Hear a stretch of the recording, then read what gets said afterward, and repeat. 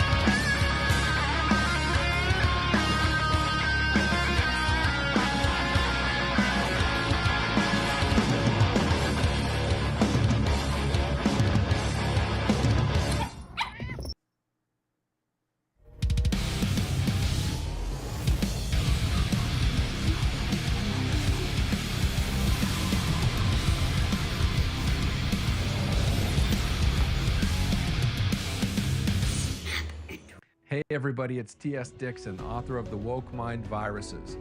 And I want to tell you that I'm pleased to be part of The Dumb Show, the Don't Unfriend Me show that you can find every weeknight at 7 p.m. on social media at The Dumb Show or on their website, thedumbshow.com. See you there. Adjusting transmitter output. This is the Don't Unfriend Me Show with your hosts, Matt, Leroy, Amy, and Olivia. Geopolitics, military analysis, and election coverage. Coming to you live on all major social media channels at The Dumb Show. Honest, direct, unfiltered. We can agree, we can disagree. Just don't unfriend me. Welcome to the new studio. If you had a chance to see it, this is it. When we have 4 people on, we'll be able to zoom in a little bit higher definition, and that will be fun. T.S. Dixon, Damani Felder, and let's see, Barry Morgenstein have all committed to coming in and doing the show. We're also working on a few others, so FYI, you will be seeing this in all of its glory. But for now, you get Leroy and I side by side together, which is always the way I prefer it, versus on the top and the bottom. Welcome, Leroy. Right, or the front to back, back to front. You know, just depends. Whatever. Nut to Whatever butt. It all started in boot camp in the Dealer's showers. choice. It started in the showers. Did you ever have to? I had to use Bic razors in boot, and we couldn't have anything else. You got the blue Bic razors or the yellow and white. Same. Those Same. No, well, it was the disposable blue ones. Yeah, we had blue and that tore up your face. Yeah.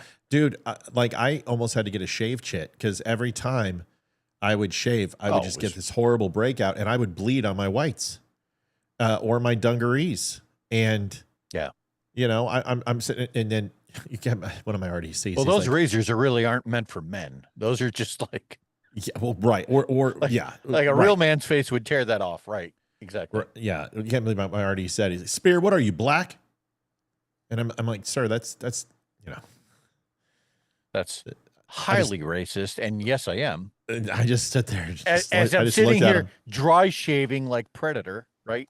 Well, the thing is that, guys, the adage is that African-American people do struggle with having to get shaving chits because they have razor bumps, and it's huge. But I had them, and he's like, what are you, black? And of course, my answer should have been from the waist down, but I didn't want to push the sky until the early morning dawn, so I just shut up. This is Leroy Jenkins, good friend, somebody who I consider a confidant, and he's on the Dumb Show, and he's co-owner, co-host, co-everything with us, and has been here pretty much since the beginning. And yeah, so we're gonna do something that out of sorts. We're gonna jump right into this because I want to kind of get over and get done with Iran and move on. It's been fun, but you can only be right so many times before it gets boring. So you know, we want to try to move on to some new challenges. That's fair. That's fair. Operation Midnight Hammer is the name, and I was hesitant to go into insertion and dive into the sortie when we first started, but our good friends over at the State Department and the Department of Defense, upon request, got me the graphic. I was very happy. I asked for it, and I got a copy. Now this was given to all news media. And you know, I received an automated reply with a link, so I'm not feeling like anyone really cares about me, but at least I got the JPEG, and I didn't have to take a shitty screen from Fox News. So, this was released today. This was written 2 nights ago. So we're going to see how accurate this is. Leroy, we've done this before. If you were sitting side by side, we would break it up together, and you know, you would take some sections, but I'm just going to go ahead and just go down and hit some bullet points, and we'll see where we end up. So folks, if you could share the living shit out of this, please, because we're jumping right into it tonight. Please like, share, and subscribe. That's that's the best way to get word of this show out. And what you have basically are 2 former Navy intelligence analysts who are able to break this stuff down and kind of give you really what's important to most of these stories. So please like, share, and subscribe. Please do. And remember, thedumbshow.com/donate. Matt Howenitz is our last donation at $7.70. We would appreciate it if you guys could help us out and help us hit goal. We are funded by you, the viewer. You'll hear more about that at 8 o'clock. All right, let's get into it. Type of mission, right? Pretty simple. Strategic stealth airstrike. I think that's fairly accurate. SSA is a Maverick to do this, right? That's right. This is an absolute simple designation. Objective: destroy Iranian nuclear infrastructure at Fordow, Natanz, and Esfahan. Pretty simple. Date June 21st to the 22nd, 2025. This will cover roughly about a 24-hour period. So this is like the TV show 24. We should get the countdown. Dun, dun, dun, dun, dun, dun. Aircraft, 7 B2s. And what's interesting is that the graphic actually supports my hypothesis. 7 B2A Spirit bombers from Whiteman Air Force Base. Everyone has been reporting 6, but there's a reason why you have 7, and that is redundancy. And if one of those somehow either fails or has to land or has an avionics issue or a radar issue or a stealth engagement issue or whatever reason, or gets lit up by a SAM and gets blown out of the sky, you have redundancy. Leroy, do you want to say anything about that? No, I will. You're going to see some varying numbers across all the reports. And not only on the number of aircraft that were deployed, but also on the number of GBUs that were dropped. And I'm not talking from mainstream media sources. I'm talking about from .gov websites that will show differing information. So just kind of stand by for that. Yeah, and I want to be completely transparent with you, is that this initial report is more in alignment with the updated information than initial assessments that we made the other night as far as how much ordnance was used. I predicted a certain amount, and this is reflective here. And you're going to see that some of it stays the same, and some of this changes. And I think this will be proven correct. Payload, 14 GBU 57 AB MOPS. We talked about that, and that's no surprise. But one that is a surprise is that, one sec, bud. One that is a surprise, just since we're in the same family and genus of ordnance, is my prediction is that they use 20 plus GBU 3138 JDAMs. And the reason why is because I think the Tomahawks are not effective at necessarily popping those lids that were on top of the ventilation ports. And JDAMs would do an excellent job of knocking off those toppers. But that hasn't been confirmed, but I have a very good feeling. And the reason why, and I'm going to say this very carefully, because the B2 payload was not eclipsed. That's all I'll say. Is a lot of, we talked about this, that the standard bearer for the B2 is 40K, 40,000 pounds, but JDAMs are 30. So right there, you're already over by 20,000 pounds of its unclassed payload. And I felt that it could carry a little more than just those 2 GBU 57s, and I felt that the 3138 JDAMs would be a very acceptable secondary type missile, or guided bomb. Go ahead, Leroy. So off of Defense Scoop, and this was dated today, Defense Scoop, their headline about this story, the very first sentence I thought was, it already flows in contrast to what you're reading, where they're saying that Air Force B-2 bombers dropped a total of 12 massive ordnance penetrator bombs. So I thought that was really interesting. And I think what we'll find out at the end of the day is that the report that you're reading is probably the more accurate report. Well, the reason, remember, this isn't a report. This is something that I wrote right when the strike took place and broke down of prediction. Oh, gotcha. So this isn't anyone else's but mine. But this is what I wrote 2 nights ago, and I didn't feel comfortable releasing it until, first of all, we had exfil, and second, until the fog of war cleared. So I'm just reading what I... Now, it very well may be 14. Now, I counted what they said. I break down each site what I feel they used, and this is why I'll justify 14. 14 were not used in Fort Howe. 12 were used in Fort Howe, I believe, and then 2 others were used in Natanz. That's what I think. Okay, so I break that down later in this. Okay, thanks for clarifying. So I still think the 3138 JDAMs were used, and you're going to have a hard time for me thinking that they used Tomahawks on those ventilation tops. It doesn't make much sense why you would use a $3 million cruise missile for that in particular, when I believe that the cruise missiles were used more for Esfahan and Natanz, which had a lot more surface level units, which is what you would use Tomahawks for. And speaking of the Tomahawks, and that makes complete sense. Yeah, 30 T-LAMs, Tomahawk cruise missiles, were used. This is where I think I'll get some shit from the IC, and I really don't care because I know what it takes to get these things over there unmolested. 100 United States Air Force F-22s, tankers, drones, EW platforms. AWACS were used, E-2Cs, KC-46s, KC-135s. There was over 100 United States Air Force aircraft in support to get these things ghosted across this flight plan, and we're going to talk more about that. 2 Ohio-class submarines. I won't tell you which. I can, but I won't. So I'm just going to tell you that they were Ohio-class.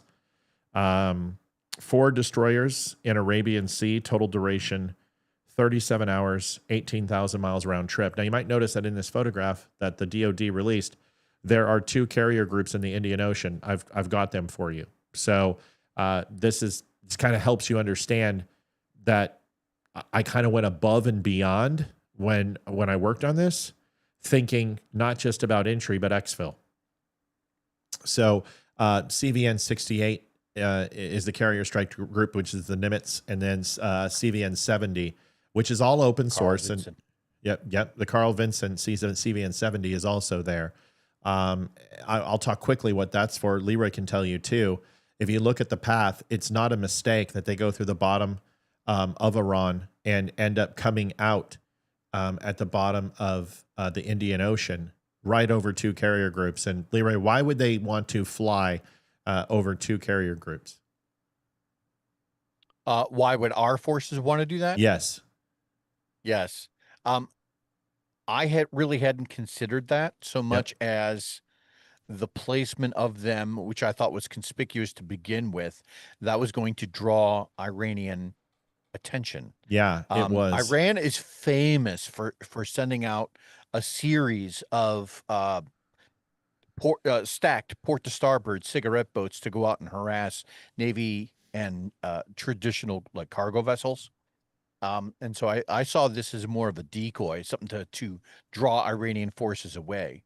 The only other thing that I could think of, there you go, why they would intentionally fly over would be for the additional logistical support potentially. Yeah, but if you had anybody on your 6, if you have anybody on your 6 too, right? So if you're coming out of there and say you pick up flak from Tajikistan, maybe UAE launches a couple fighters, whatever, you've got them covering their 6. So those B2s can boogie down to Diego Garcia and use that as a secondary landing spot, minus going ahead and doing a hard right turn and going west, which is what they did and going down lower Africa.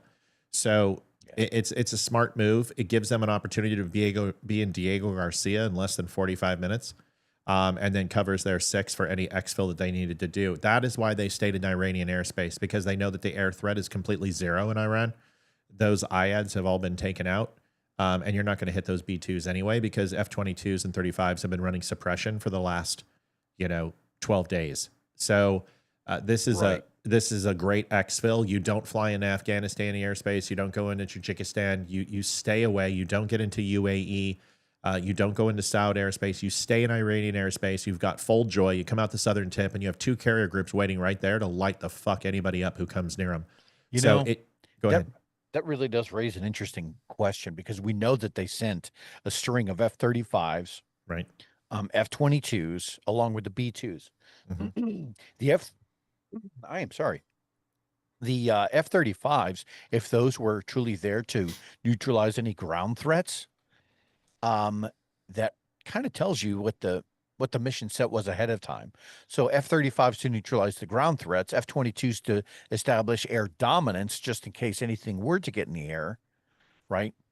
And then the B-2s would just kind of slide in silently behind all of that. It really did. But this is why we predicted when we talked about this, and I said, watch out for this weekend. Even though Trump said 2 weeks when we were on Thursday, I specifically said, you should be really paying attention this weekend. Leroy told us on Friday, hey, things are starting to fire off. So with that, with confirmation that air superiority, and they had F-35s in place for man pads and any S-300s or SAs that were available in the area, still possibly, that could have been kept across the border or could have been unseen. You have F-35 there for ground dominance as well. So he's right. All the indicators were there that something was going to happen within the near future. But it really is a smart exfil. It just avoids any conflicts with any. And then, like I said, having two carrier groups, you might as well have two forward operating bases there. You might as well have Ramstein right there. It doesn't matter. You can scramble fighters to intercept, and you cover their exfil to Diego Garcia to literally be out of danger within 35 minutes. And those carrier groups can certainly engage with the enemy for more than 35 minutes to provide them cover. So absolutely. And you know damn well, Skippy, that QRF teams were spun up, and that's not what it's called in the Navy, but they put up Alpha Bravo teams in there running flight suppression and doing flight ops training right there, making sure people were up in the air, fully loaded, fully armed to engage with any enemy aircraft that was behind them. Yeah, they would have an alert force on backup. Yeah. Probably, if I were to speculate, it would have probably looked like at least two different squadrons off of both ships. Yeah, I would assume. So they probably had anywhere between 6 to 8 F-18s ready to roll off of each carrier, which is still more than enough to.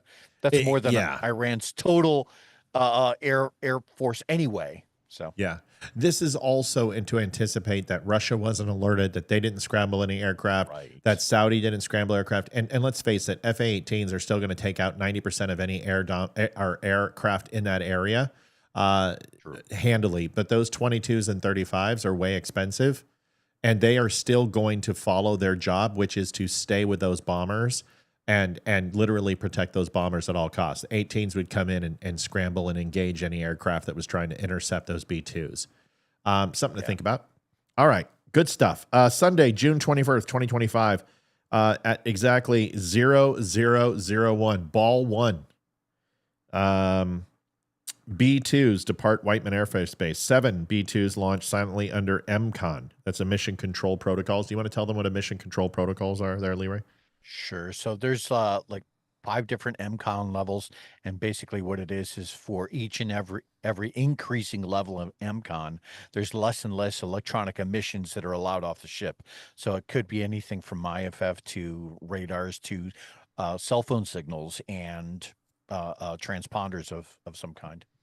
So if we look at it, it's excellently said. That's why I would call on you for this stuff. Flight path follows Great Lakes Corridor, which is interesting. There's some interesting stuff about Great Lakes Corridor, which we can talk about, but don't need to get into specifics. But it does follow the Great Lakes Corridor, which essentially is right below the Michigan Lakes. Then it goes to Newfoundland and then the North Atlantic. Now, this is where it's interesting. They had a refueling spot right below the Michigan Lakes, and they had a KC-135 and 46 multiple refueling at that point. Takeoff is very, very consuming for a B-2, especially when it's carrying a payload of 60,000 plus pounds. So they were going to burn probably half of their fuel. By the time they got here, they were going to be on 25%. They did a full refuel at this point, and then also did a refuel in the North Atlantic, and then one more when they passed the Red Sea and Black Sea. That's what they've mapped. To be transparent, there's some things that are missing from this map, and I will tell you that had to have happened that they did not report. I believe there were 4 refuelings, and I'll tell you why in a second. Transponders were off, like Leroy said. Radar signatures reduced via RAM. Tell them what RAM is, please.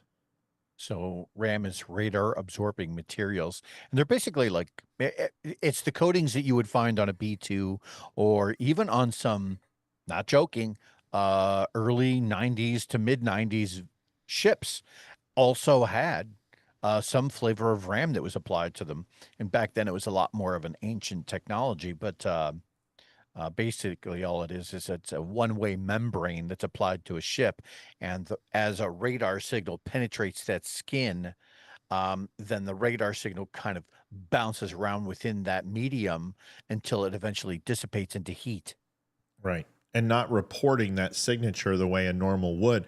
RAM is ill-effective if the design isn't correct, and later finding that those ships were not able to utilize the RAM to the newer state technology radar. But a B-2 or an F-117, based upon its geometrical build from the F-117 and the B-2 literally being a knife in the sky sideways, found that its radar profile with radar absorbent material and also controlling MCON was effective to essentially go stealth, and some other technologies that we can't talk about. Yeah. Donation just came in. Paula Yount, $12.86. Wish it could be more. Love all you do. Nope, that's just enough, and we thank you so much, Paula. Thank you, Paula. Thank you.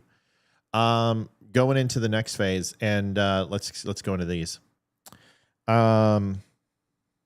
Civilian traffic masking begins. Now, this is what you haven't heard, and I want you to understand that this is not classified. This is just common sense, and I want to try to explain it to you to the best of my ability. Flight corridor overlaps with transatlantic airline routes, e.g. Delta 242 and Air France 316. These routes essentially are used for civilian traffic. And having a case, another donation just came in. Utah Wood. Yeah, Utah. Give me two is her name. Sorry. I called her Jutta when she first started, but it's Utah, $10. Judah. So Judah? That's okay. That's close to. A Judah. So the reason why you have an overlap is KC-135s and KC-46s in the middle of the Atlantic is going to raise alarm bells, but not when it's in normal flight patterns of civilian traffic and also close to military bases. In this North Atlantic, you've got Spain, you've got Ramstein, and you've got two or three other, and you also have CENTCOM traffic actually to the south, which is going up and over here. And seeing KC-135s isn't going to mess with you, but also you have radar jammers, electronic countermeasures going off and confusing Russian and Iranian radar and broadcasting different types of signals back to the radars and reporting to them. This is something I can't go into specifics on how it does it, but I can tell you it can create a signature of a aircraft into something other than what it actually is. So seeing a KC-135 or a 46 flying in that area in a highly densely civilian route and also military planned route was geosynchronized from a time standpoint, not to raise any alert levels. I'm going to continue to do this, and then Leroy will probably chime in on this. B2 flies shadow gaps. Now, this is something known in strike, and I know Leroy can tell you what it is, but between transponders of civilian aircraft using minimal separation zones and atmospheric reflection to hide in commercial radar clutter. So you can confuse radar by hiding in commonly used air traffic lanes. Leroy, go ahead if you want to chime on anything here.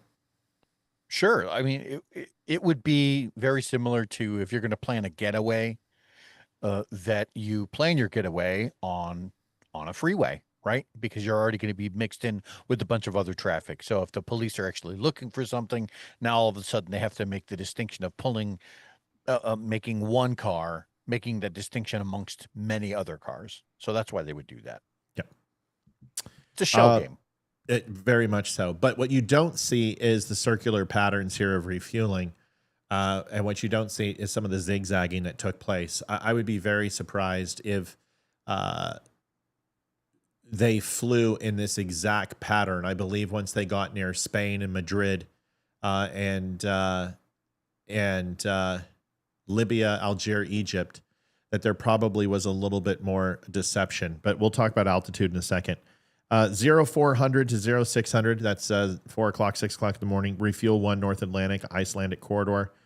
Dozens of KC-135s and 46, Strato tankers, orbit Icelandic Azores refuel tracks. Tankers mimic standard commercial holding patterns to further disguise operation. Refueling staggered in waves, B2s fuel in pairs. All refueling occurs above 35,000 feet, which is nominal or optimal because of you want to be above any type of turbulence, solar radiation, heat surge, crust, hot air rises, cool air descents. This would all be under AWACS coordination using encrypted SATCOM bursts and other communique to ensure that no signals was picked up by foreign intelligence. Meanwhile, RQ-170 is already operating in Iranian airspace, relay real-time radar status. Do you want to give them what an RQ-170 is? And I'll pull up a picture. RQ-170 is kind of looks like a flying bat wing, right? RQ-170, is that the one? Hold on. I got to look at that one myself. Oh, that's okay. So That's exactly what it is. It's a Sentinel, and it's operated by the Air Force, and it's a drone. That's the one. Yeah, that's it right here. Oops. You can go ahead. I'm pulling up a picture. You can talk about it. Sure. So as Matt said, it's an unmanned aerial vehicle. It's a drone. And a lot of times they can be given different missions, but if I'm not mistaken, I think that they use that one for,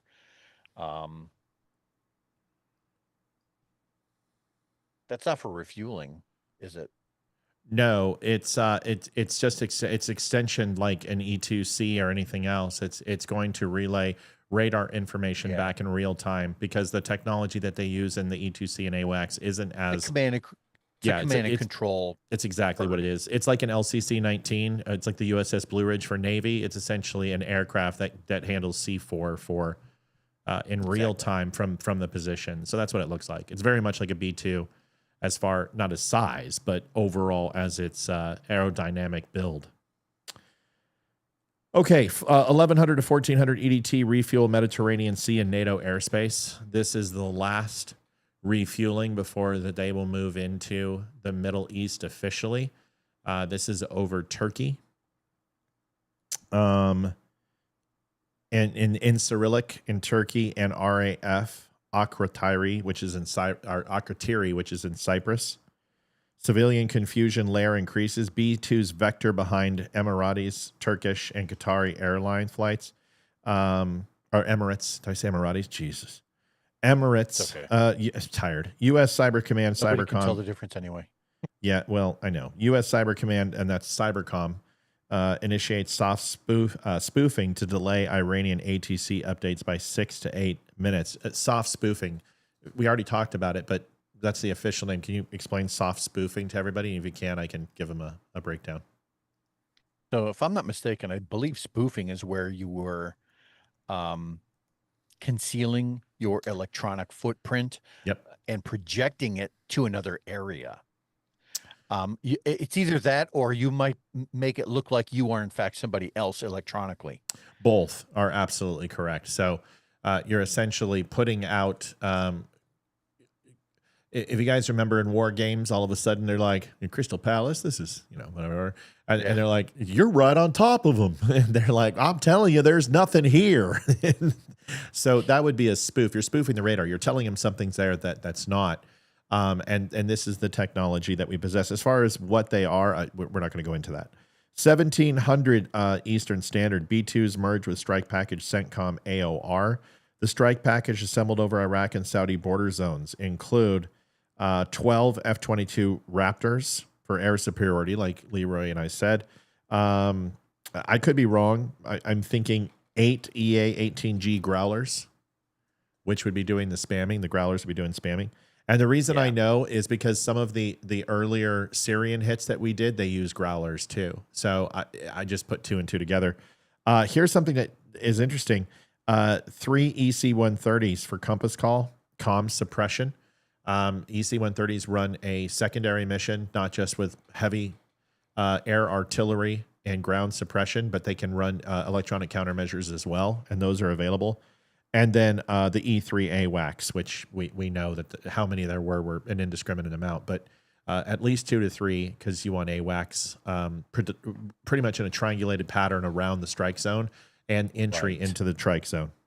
So 3 would be a fair number to assess. B2's transition to stealth ingress routes, flying nape of the earth or nap of the earth profiles over western Iraq. And that's when the B2s would drop in lower altitude and go nap of the earth. And the reason why you do that is to avoid radar signatures and confuse it with land and terrain. Because most radars, Leroy can explain it, but you're looking at a cone and it will shoot out, and it's not hitting the ground. It's usually hitting the air. And although they do have ground surface radars, most in particular around Russia, there is a gap of about 20 to 80 feet to 100 feet that you can fly at, and sometimes a little higher depending upon the terrain, that can offer some protection. Also running parallel to mountain ranges and canyons, not like Top Gun bullshit or Firefox, but you get my point. Driving through a valley of 2, 7,000 to 8,000 foot mountain ranges, with 20 miles in between is not dangerous, but also can provide some protection. Yeah, absolutely. If you could envision, right, that you were looking for something in your living room and it's pitch black, and so you whip out a flashlight, all of a sudden you start looking with your flashlight, and you're as the light is Right. peeking over things like couches or tables or the TV stand, things like that. That's all the clutter that would be in the case of Iran. That's their mountains, that's their peaks and valleys, and it's very easy to lose something in those shadows. Roger, 100%. So at 17 to 1800, we haven't heard about this, but I promise you this is standard. Before you have a strike, you're going to hit all command and communications and try to confuse it. So 17 to 1800 maritime launch and a cyber strike. Sub-launched Tomahawks from the Gulf of Oman, Northern Arabian Sea, hit early warning radars and SAM batteries near Esfahan and Yazd. And the reason why is any remaining that were not mission critical for Israel to take out, that would not raise alarm, those were waited to take out until this mission. I hope you guys understand that. That would draw alarm. If you're taking out entry points into a possible strike, that's going to warn Iran that you're taking out needlessly radar, harmless radar that's not connected to a surface-to-air missile or a battery or man pads or anything else. It's not an aggressive target acquisition radar. You don't take those out until night of, and that's what those Tomahawks were for. Simultaneously, though, Cybercom launches intrusion into Iran's Qatam al-Anbiya defense network. The al-Anbiya defense network essentially covers all of Iran, which is broken up into 9 different quadrants around Iran through their major cities and buildups of military installations, predominantly on the lower southwestern side of Iran near the Gulf. And the reason why is that is one of their large vulnerable areas. So you would use Cybercom to hit those. Command delay loops inserted to cause false positives on radar systems. We talked about that. The Growler would be used for that. The ECs would be used for that. The AWACS systems would be used for that to confuse radar. The Bavar C373 and S200 SAMs placed in search mode lockout. Now, it's interesting. Search mode lockout is, well, Leroy can cover it. Am I giving out too much on that? I don't know enough about that to speak intelligently on it. Okay. I'm going to have you guys use the math on that there are certain, I'll just say this, there are certain SAM systems that we don't need to take out because we understand the electronic countermeasures that we have can put them in a false status of just permanent search. Even if they're targeting, even if they have an alert system, our radar jamming has the ability to overtake those systems and send back a false positive to command where it could be squawking and it's not picking it up because we're controlling it. As far as what those systems and how they do that, I don't really need to get into it. The S300s and above have fail safes against that, but the lower end systems don't. So I won't go into anything more on that. 1800 Eastern B-2s enter Iranian airspace. The entry vector is the northwest corridor revealing the Ilam province, which you can see it right here going into Iran. It's essentially right dead center through Iran. And it's below the 32nd parallel. So it's going right through the heart. 2 decoy B-2s split off, broadcasting low-frequency radar signature resembling large cargo aircraft. Leroy, can you talk about this? Go ahead. Sure. And again, this goes back to the spoofing idea, right? Is that you can use assets like the B-2 to project something completely different, which throws off what the enemy is thinking is there, and or at least gets them to turn their head, right? Look over here, don't look over here. Right. Because the natural stealthiness of a B-2 makes it virtually impossible to spot anyway. But if you're already drawing their attention somewhere else, they had little to no chance of seeing the actual strike group. Yeah. And I love I love broadcasting low frequency because what you don't know about that, which is really just makes you kind of smile, is large cargo aircraft Airbuses and larger, even the C-17 and other military aircraft broadcast on a lower frequency. So by them doing that, they resemble a cargo craft. And by turning what they're showing of the underbelly or the side profile of the B-2 would resemble anything but a stealth bomber. It's actually pretty smart. The civilian confusion layer, I'm going to touch on this one more time. Entry timed with scheduled commercial flights inbound to Tehran and Mashhad from Dubai and Baghdad. So looking, and this is a cool thing we can do, is you can look up civilian flights going into Tehran. I found 16 different flights during this timetable that all would be used to mask the entry, and most assuredly, the flight lines that they went over went through civilian flight lines to add confusion. So this was very much, I'm telling you, I will tell you this, I promise you this, at least 100 intelligence professionals from ISs to Marine Corps, Air Force, Army intelligence, you have you have ONI, DNS. I mean, you probably have at least 100 to 150 strike. Oh, this took some time. Yeah. This is, you guys, we wrote strike packages into Iran that were using B-52s, Diego Garcia, and would use similar tactics, but this shit is next level stuff. I mean, these are some serious strikers who understand everything about the foreign assets and what they possess and what their limitations are. So some thought went into this. Okay. Iranian ATC sees no abnormal signature spikes as radar clutter is intentionally high. So 1840 to 1900 time on target was only about 20 minutes, which is just shockingly amazing. Fordow, which is the primary target.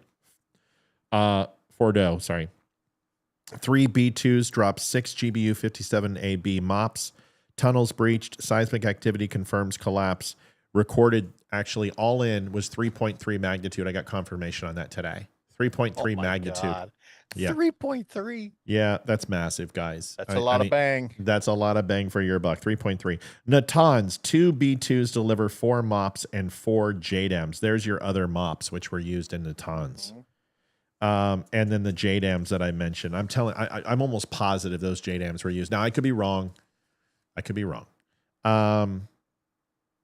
Cascade halls and enrichment nodes were primary targets. Power grid destroyed. Once again, this is all supposition from 48 hours ago. Esfahan, 2 B-2s used JDAMs and 12 Tomahawks launched from sea. Those are those Ohio classes. Uranium conversion center hit. Secondary explosions would more than likely be reported by seismic activity and also visual activity, since a lot of that is above ground. Cooling systems rendered inoperable, and that would happen by their kill strikes on the power. From 1930, B-2s exit Iranian airspace, exfil route curves southeast, hugging the Zagros Mountains and flying out towards the Arabian Sea. And what's really exciting is that this flight path crushes it. Like, it literally mimics exactly what the DoD is showing us. All SAM sites failed to lock due to spoof signature, radar degradation, decoy traffic, and HK targets over the last 12 days. Sunday, June 22nd, what's really important is how did they get out? A lot of people are like, well, why didn't they make it back in record time? Well, because they had to. Listen, the one thing you don't want when you're coming back is to let your guard down. You just literally bombed Iran, and retaliatory hunts could be taking place. So you want to have a lot of caution. Your forward protection moves to the rear, and they are running circular patterns around the B-2 to engage any targets. You also now are going to introduce the F-22s again into the fold, and ensure that they're covering the rear. And you are going to want to cloak, because you're going to be in a vulnerable position with refueling, because you still have to get fuel. So quickly, final takers position over Sudanese and Egyptian air corridors. B-2 stagger fuel, ensuring one aircraft remains airborne as overwatch for others. Support package disbands. EAG-18s, Growlers, and F-22s recover to Al Udeid in Qatar and UAE. So you lose your F-22 support. They're going to move at that point to 40,000 feet. They will probably have duo coverage of fighter jet support for air superiority, and then they are going to bugger home. 7 B-2s return without loss. Immediate damage assessment is waiting for BDA. CENTCOM confirms all 3 targets were disabled, with 4 now sustaining most irreversible damage. My personal operational takeaways on the assessment is civilian masking was key. Nearly 23 commercial flights were used as radar clutter buffers. This is the one thing they will not tell you about because, of course, the Democrats and everybody else in the press will say that they put civilians in danger. That's not what they did. Refueling windows were spaced every 6 to 8 hours, totaling 3 aerial refuels per bomber. I think it was 4. Over 125 U.S. aircraft were involved. No American personnel or aircraft were lost. Iran failed to detect, intercept, or respond during the mission window. In fact, they were out of Iranian airspace before any normal systems alert squawked and talked to their command and control. They actually had human intelligence and regular comms traffic calling in and reporting what had happened and hearing explosions. They didn't even know what the fuck hit them. That's how unprepared. No. That's also how you know they didn't move any enriched uranium because they had no idea at all.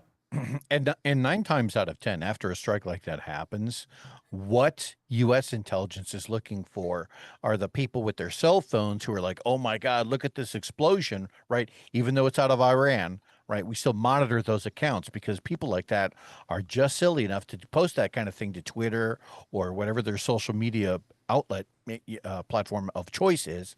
And we monitor for that. So we're able to kind of say, all right, look, that looks like it was a successful hit. Look at the size of the fireball here. That correlates to this location there. A lot of times that's how we do it. I can't hear you, honey. What'd you say? Okay. Folks, that takes us into the 8 o'clock hour. We have $22.86 in donations. Would you like me to do a pole dance instead? I mean, that was pretty impressive. I would like that. I thought that was pretty impressive. We'll be right back after this message. We need some donation help. So let's use the kids in the family. Here they are. Hi, I'm Olivia Spear, host of The Dumb Show. For 3.5 years, we never asked for donations. But after Facebook demonetized us for speaking the truth, we've had to turn to the one thing big tech can't cancel: you. I'm Hayden, Matt and Olivia's daughter. This show's never chased sponsors or sold out. We've built something honest, and it's thanks to you. I'm Ethan, their son. Every share, every dollar, every message, you're the reason we can keep calling out the BS and bringing color back to the world going gray. If you want to help, we take PayPal, Venmo, or snail mail. You can send it to P.O. Box 2, Round Hill, Virginia 20142. Can't donate? No problem. Just share the show with someone who needs to hear it. Thanks for helping us stay loud, proud, and completely uncensored. You can donate at thedumbshow.com/donate. You know what happens when you turn the dial harder? You can make a harder grimace. The harder you grimace, the more effective it is. You tighten it so freaking I can't do it. I can't untighten That's it. what she said. That's what she's. Oof. Oof. Coming in with it. Pound it. Pound it. Ugh. Pound. Child Good for of 15. Ethan, you look like a hippie. Told we too beautiful. You know this is recording, right? Okay, let's go. Smile. Donate. Don't start with me. Donations. Every time you don't smile, I'm going to punch you in the ribs. Donations. Take 1. Scene 1. Ready. Set. Ethan. Break. Ready. Don't screw it up. Okay. Ethan, don't mess this up. Ready. Set. Action. No. Whoa. Director calls action, not some stupid toddler. But we've built something There's no honest. but there. Why do you've been doing this since you were 2 years old. Try it again. Just share the show with someone who needs to hear it. He's so much better than you at It's everything. better than Hayden, us. he's just like, even, it's just, go ahead, Hayden. Thanks for helping us stay loud, proud, and completely uncensored. That's a wrap. Well done, Spear family. I bet we make no money. But I'm gonna owe them money without. Hayden, do your thing again. Oh yeah, cut it. Baby shark doo doo doo doo doo. Yes, folks, that is, we're not doing this right now. What are you doing? What are you doing? Get off that. Geez Louise, it's not Red Friday yet. It's tomorrow. Well, that covers our Iranian coverage, and that now you have a couple of experts telling you how amazing this strike was. I said last night that this rivals the Doolittle raid. I truly believe it does, and although it may not have the historic significance of hitting Nagasaki and Hiroshima, or before that the Doolittle raid, which struck Tokyo. I do believe that this will be significant for the Middle East.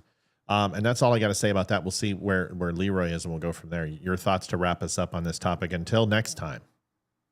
I think technology has made these types of strikes so much easier to plan for.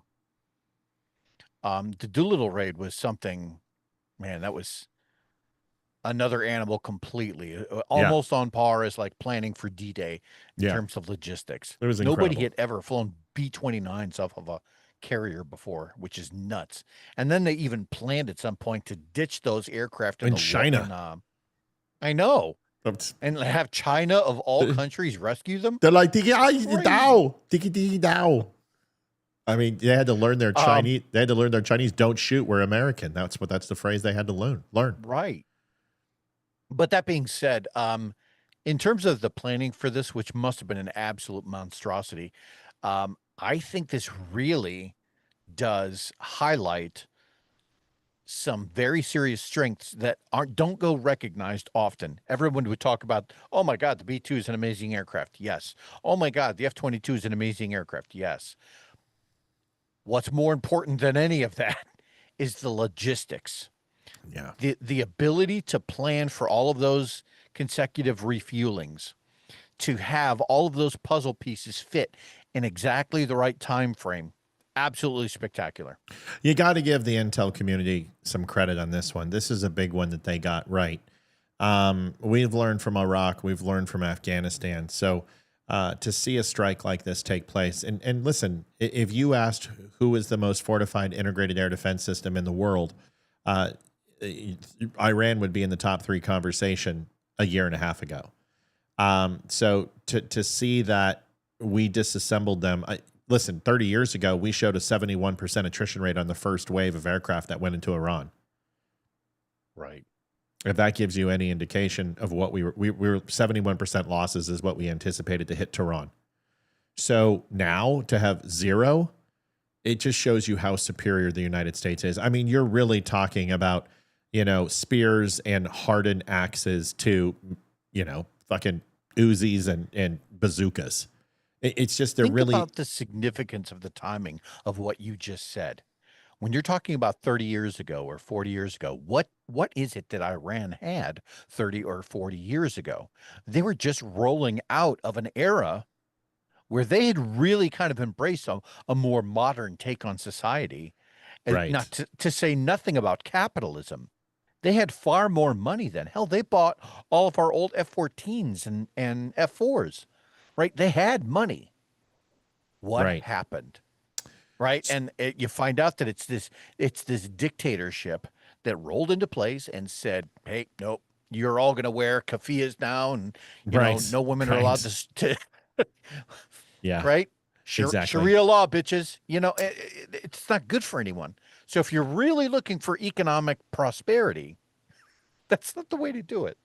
So Sandy Season, who tends to be critical of the show, says it would be nice if you looked at your audience instead of off to the side. Leroy is straight on. It'd be nice if I had 7 interns to run my show so I wouldn't have to look at 3 different screens to control the whole thing. So unfortunately, Sandy, I am a one-man show. I'm running audio, I'm running video, I'm running all the internet. I'm streaming, I'm checking our bandwidth. I'm also doing research, and I'm also reading notes. And unfortunately, I have 2 very large, I can look at the camera like this, but then I have to look up and I have to look here to prepare the next slide. So until we have an intern, I'm doing it all myself. So I appreciate you. Keep up the critical nature. You've given us some very good feedback, but it's not personal. You're not doing the look, point, turn, talk. You remember that from H? Yeah, I look, listen. Point, turn. Yeah, if you want to see me look at you, then watch my recorded shows. Otherwise, I've got too much to do. So I could move this camera in the middle of the screen, but it's still not going to work because I've got to look up, I got to look down, I got to look right, I've got to look left. I've got 4 75-inch TVs that I'm working with. So, in fact, Yeah, I can do it. You can do it. So this is what I'm looking at. And then these are off. So camera's right there. And there's the other cameras in the show. And then one up there. So God, that's a lot of tech. Yeah. Oh, dude. Yeah. I mean, shit. Look at this. Look at the max. Look at the power in this thing. And then the desk. I mean, and all the way down. So this sucker is, there's my camera. But when I look here or I look there, there's nothing I can do about it. So thank you, Sandy. And I'd love to look you in the eye, but I unfortunately, alas, cannot. Unless I'm doing the recorded show, which I can do at my own pace, and I just hit the record button. But otherwise, I've got to load the next videos and stuff. So no problem. You're not being critical. No, you're being a good critical. No.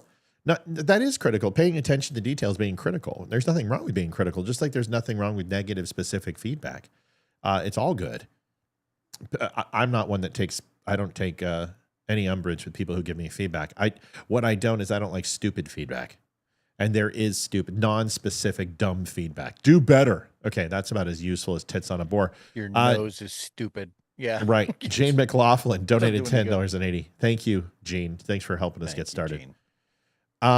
Living Patriot says, Matt, just wondering, I heard Russia attacked and took over the lithium mines in Ukraine. Have you heard if this is true or just rumors? I haven't focused on Ukraine.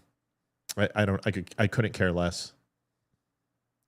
I have not looked at that. I've not heard it, but it's also something that I wouldn't disbelieve either. It makes perfect sense. Yep. For Russia to want to do that. Now, the question is the United States have ownership of those lithium mines in the mineral rights deal? Now that's something I would be interested in. Thomas Cawthorn trying to get the donation, $10.80. Thomas, we missed it. We changed windows, so thank you for your donation. I did see it, and I apologize I didn't bring it up. So, Thomas, we love you and appreciate you. Folks, if you haven't had a chance, donate to thedumbshow.com/donate. That's how you can be critical, too. I'll listen to you more if you donate. Here is something that I'm just going to let Leroy. We just broke down a fairly accurate and depicted an amazing strike that was planned for years. Vicky donated $20. Thank you, Vicky. We love you. Thank you, Vicky. Good to have you back in the home, Vicky. We've missed you. This is Tucker Carlson talking to, I don't know who this person is. All I'm saying is watch the body language, watch the mannerisms, see if you can pull from your SEER training and interrogation training classes and see if you can identify some of these nuances that this lady demonstrates, and you can tell me what you think. Give this a listen, people. I always love it when people start off with, I've spoken to a couple people. Okay. So I'm supposed to believe your anecdotal evidence. Here it is. My inner circle has said this. Right. The voices in my head have told me. I've spoken to a couple people that served with Tim Walz in Nebraska in that guard unit, and they suspect. All right, now watch her eyes. I want you to watch early on. There is a looking off to the side, and then she's already looking to the right. Right, and then she's up and to the right too. So the creative portions of the brain, the memory cortex, and the deceptive indicators are already firing off. Nothing into the memory cortex of her brain quite yet. But watch this. I've spoken to a couple people that served with closing of the eyes. So remember the closing of the eyes. This is a huge tell for people who are being deceptive. Watch it. I've spoken to a couple people that served with Tim Walz in Nebraska in that guard unit, and they suspect closing of the eyes. We've done stories and tried to reach out to Walz for comment, but they suspect that perhaps he took their standard operating procedure, the SOP, for the howitzer army tank. He was assigned to this tank, the nuclear howitzer army tank. Okay, was nuclear capable, and this was all laid out. What in the SOP that goes missing? While he's there, and the manual goes missing, right? And they had talked to the FBI about this as well. There's so what does many that mean? questions. Why did they talk to the FBI? They think that he's traveling back and forth from China at this time. And then we also know that this howitzer. Wait. I know I sound crazy right now. No, you don't sound crazy at all. You're recounting the facts. Yeah. You are saying that men he worked with in the National Guard in Nebraska went to the FBI because they believed he had given classified military secrets to the Chinese government? They suspect that he did. And well, they suspected to the point that they went to the FBI. Well, this was all when all these stories are coming out finally about his background, and they're like, maybe we should talk about this. These are guys that back then didn't report this. This was in the early 90s, and they always talked about it amongst themselves. And I think that they weren't completely aware of, the potential threat something like this could pose, but they always thought this was very strange. And then China started producing almost a carbon copy of this military tank a couple of years later. Come on. For real? According to all of our research.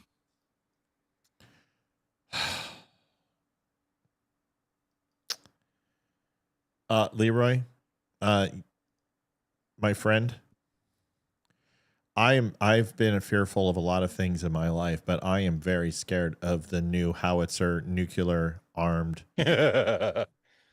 tank. I can't imagine when a rival T9 something puts a, artillery shell through the reactor of that tank, how bad that's going to be. Howitzer is a type of delivery system for shells and weaponry. It's not a tank. There is no nuclear tank. The United States government wouldn't be wasting its money. I think what she's referring to is nuclear tip shells, which was a Cold War relic. Used those in 50 years. Yeah, this was a Cold War relic. The M110 and the M198, 155 millimeter, which were not deployed. This was the whole M65 Atomic Annie project. You can go and look it up. Was during the Cold War, and Tim Walz certainly wasn't in a status in the National Guard to leak information. We know why he went to China. He had sympathies of China. He was doing language courses for the Chinese, like a lot of people who are overseas do. He just happened to go ahead and take custom trips. This type of shit drives me crazy. Civilians who go ahead, Leroy, you do it, because I'm probably going to start cussing and getting grumpy. No, it's not that. This is kind of a funny anecdotal story that you can appreciate. When the U.S. was crazy enough to put nuclear bombs inside of artillery shells, there are many places where you can find out about them. It's not that kind of thing is not classified anymore. However, I was granted the opportunity to tour a classified museum, and I didn't even know that program was in existence yet. And this ginormous man named Frank must have been about 6'4", 6'5", a good 300 pounds. This is a big dude. And he was the curator for these museums, shuffling bits and pieces out under his roof for years. Right. And he was talking about that artillery program. Apparently, the very first time that it had ever been experimented with was in like the late 50s, early 60s. And as he's giving us this tour, he was talking about this. The very first time this had ever been done was filed under code name Upshot Grable. And I was like, come again? In the words of the immortal Virgin Mary. Nobody else is going to get this. Again? I get it, but nobody else is going to get it. And so that video is out there. Video is out there. You can look at it on, and sure is this the guy that's got like every tank known to man? It's Tank Museum, and he's got no, but that guy's ridiculous. Like that guy's got more money. I know what you're talking about. This is something different. Okay, that's pretty funny. Upshot Grable. You're probably like, Grandpa? 15 kiloton device, and I'm like, fucking A, it was. Yeah, absolutely. Listen, that would sterilize a few people. I will never have those people on. Tucker Carlson is trying to do what Sean Ryan does. Sean Ryan entertains people, and he does a good job of it. But I I'm sorry. I'm not the National Enquirer. I'm not going to put somebody on the docket who has no credibility and wants to talk about nuclear reactors and tanks. I'm sorry. Yeah. I can't do it. That's fair. I just can't do it. And I'll just be like, okay. Yeah, Thomas, that's what you said. The M65 atomic cannon called the Atomic Annie. Yeah, we're aware of it. But what she's saying is that Tim Walz leaked this secret. First of all, this was the Cold War. So for it to be a leak, he would have had to leak it in the 75s under development. Tuner Monkey donated 2110. Appreciate the analytics when these big events happen. You got it, buddy. It's our pleasure. Anyway, no more. Do you remember Jamal Bowman, Leroy, Mr. Fire Alarm himself? Yes, I do. Yeah, Jamal Bowman. He basically said that black people suffer from heart disease and obesity because they carry the stress of being called the N-word every day. So I thought it was all the McDonald's and chicken wings and shit. But this is an interesting thing. Listen to Jamal Bowman. I mean, this guy, he's just such a class act. And I got to put it on here. But would you put it past Tampon Tim to do something like that? I don't know. You know what? I didn't consider Tampon Tim to be a threat, and I told you Kamala Harris wasn't going to win, so I don't care. He's like every Democrat. He's an emasculated male, and I just don't give a shit about him. Do I think he's a treasonous spy? No, I don't. No, I really don't. Do I believe he has empathy and sympathy for China? Do I believe he's a socialist? Do I believe his politics suck? Yes, all of those things. But does that mean that he is a Chinese spy? No. And until I have evidence to prove it, and until there's an open investigation and CID gets involved, I just really don't care. I just don't care. And he's kind of a low-level player to begin with. He's a douche plow. Nobody's really listening to this guy, right? I wouldn't think. I don't think so. Maybe I'm wrong. I don't know. Paul Wagner says, is it Wagner? Wagner says, Matt, do you believe Tulsi Gabbard leaked any information? Not until I have facts. Not until I have facts. Do I believe Tulsi Gabbard leaked it? No. It would be hard for me to believe that. And if she did, she would be in Leavenworth by now because that's his administration and he can put her in prison in a heartbeat.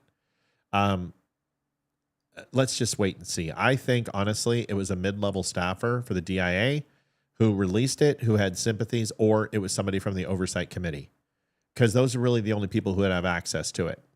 And I don't like Tulsi Gabbard very much, but what I don't think is she's a treasonous POS.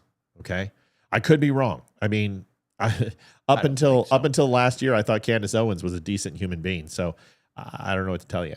So let's listen to Jamal. Oh, go ahead. And it's always worth it to give somebody the benefit of the doubt and let them hang themselves with whatever rope you give them. But at the same time, don't force it, right? Let them do it on their own. Right. Exactly. Tim Walz can't be trusted. I never said he could be trusted. I just said I'm not going to label him a treasonist just because some chick on Tucker says it. Okay. Right. I'm not going to do it. Just because we hear what we want to hear doesn't mean it's true, folks. Here is Jamal Bowman.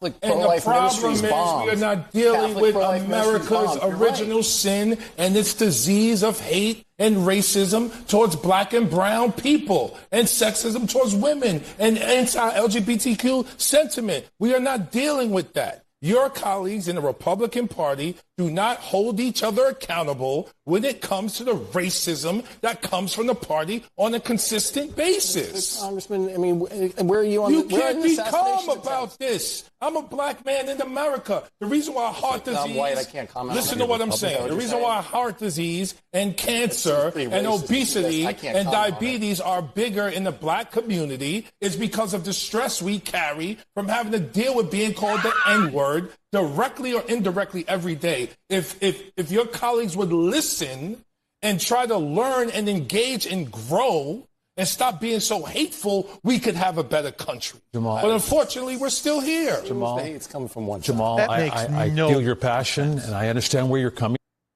from, sincerely. I really, really do. It happens on both sides, Jamal. You might think it happens more on your side.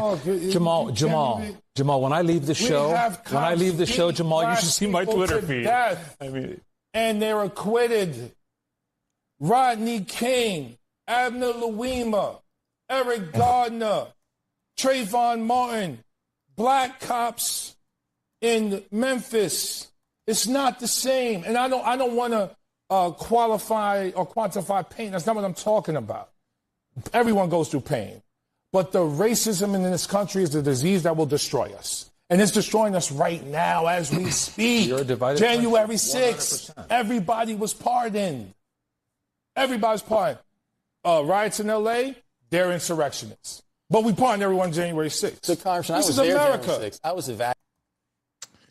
So before we do this, I want to address something. This isn't the first time. Samantha Baxter says, "Gotta stop saying nuclear, dude. There are not two of us in the world. Nuclear is pronounced nuclear." Samantha, I've been to more places in the world than you could even fucking dream.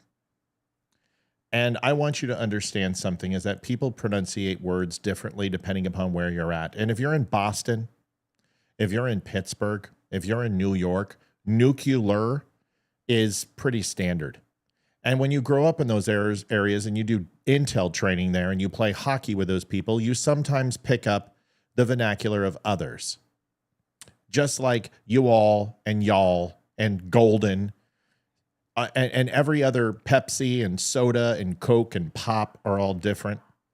Yes, the word is pronunciated differently. And at times I try to correct myself. But Samantha, after that entire diatribe and the vernacular that I've used and the 10-cent words that I've presented to you, you have some fucking bug up your twat that you've got to ridicule people, ridicule my fans, and come in here and talk about pronunciation. Why don't you come on the show and see how long you last in a conversation with me and see if you're worried about my pronunciation on 99.9% of the things I said. But just because you got a wild hair up your cunt doesn't mean I have to entertain you. Now, this is the side of me that most people don't see. But you don't have to be a raving bitch to belong here. Okay? It's not your fault. I understand you're grumpy, you're pissed, you look like you're lonely. I get all those things. But you don't need to take it out on me because I mispronunciate a word that happens to trigger you. So maybe some of those other words that I mentioned will trigger you even more.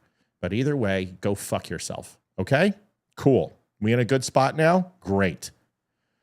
Sorry, Leroy. I know you hate it when I do that, but I just don't have it in me to deal with somebody who takes an hour and a half worth of presentation and then melts down over something like that. Leroy, what do you think of Mr. Bowman? If he is so disheartened, so hurt by use of the N-word, I'd be curious to know if he listens to any rap or if he and his inner circle of friends have ever used that while just talking, casually amongst their friends. Because you can see it. You're just pouring off of the guy. He's trying to grasp those pearls, and I don't think anybody on that panel was actually buying it. They just saw right through it, which is good. But I wonder how much traction he'll get later. I don't know. Well, considering that the guy just he got absolutely shellacked on his re-election bid. This is the guy that threw a temper tantrum and pulled fire alarms and then knocked down all the signs and just completely melted down which was, thwarting a vote that was taking place. I don't know how that's not insurrection, but Bowman is a part of the squad, and he is one of the ones who have fallen. And the sad thing is that we're seeing an uptick in socialist rhetoric again, and it's coming from two of our largest states in California and New York. And this is troubling beyond reproach.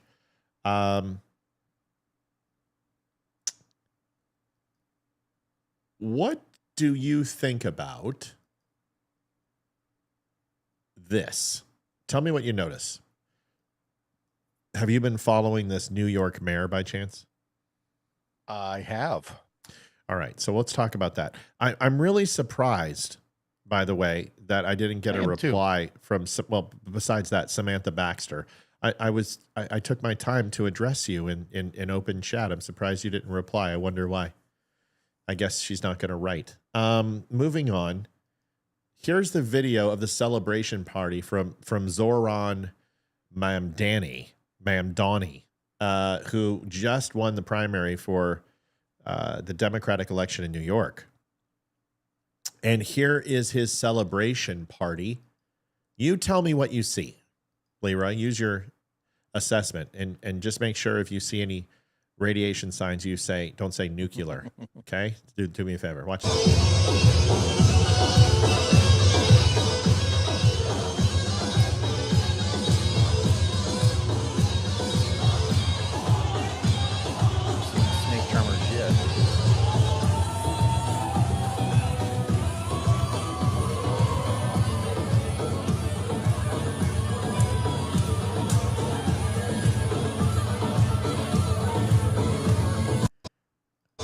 Interesting.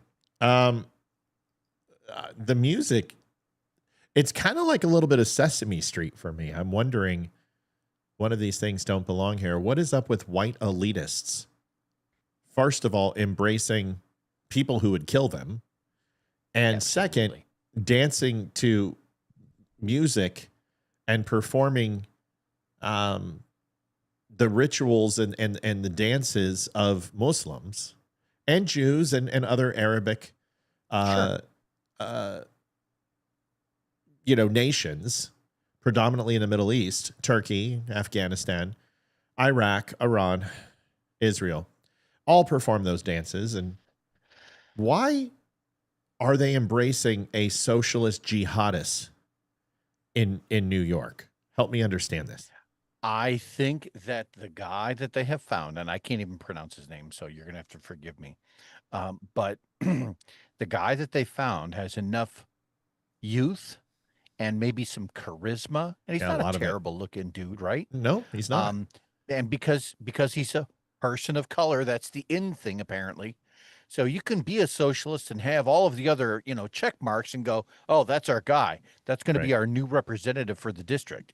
Never mind the fact that it was a mere 25 years ago when jihadist Muslims tried to knock down the 2 tallest buildings in the world in New York. So that's so racist. For them to forget about all of that crap, fast forward 20 years and be like, I really find that to be interesting. And I'm not saying that this guy is like personally, going to go clack off a vest. What I am saying, though, is that you would think that the people in New York have enough of a cautionary tone, right? That they would go, oh, maybe this isn't the best move. I mean, that in lieu of Cuomo, right? Mm-hmm. I think I'd have gone Cuomo. I would have gone Cuomo unless we have another COVID, and then I would go with anyone but Cuomo. But look at the breakdown in the voting. Andrew Cuomo, 50% of the Hispanic or Latino vote. So let me make sure I understand this. The Hispanics and Latinos don't want socialist douchebags.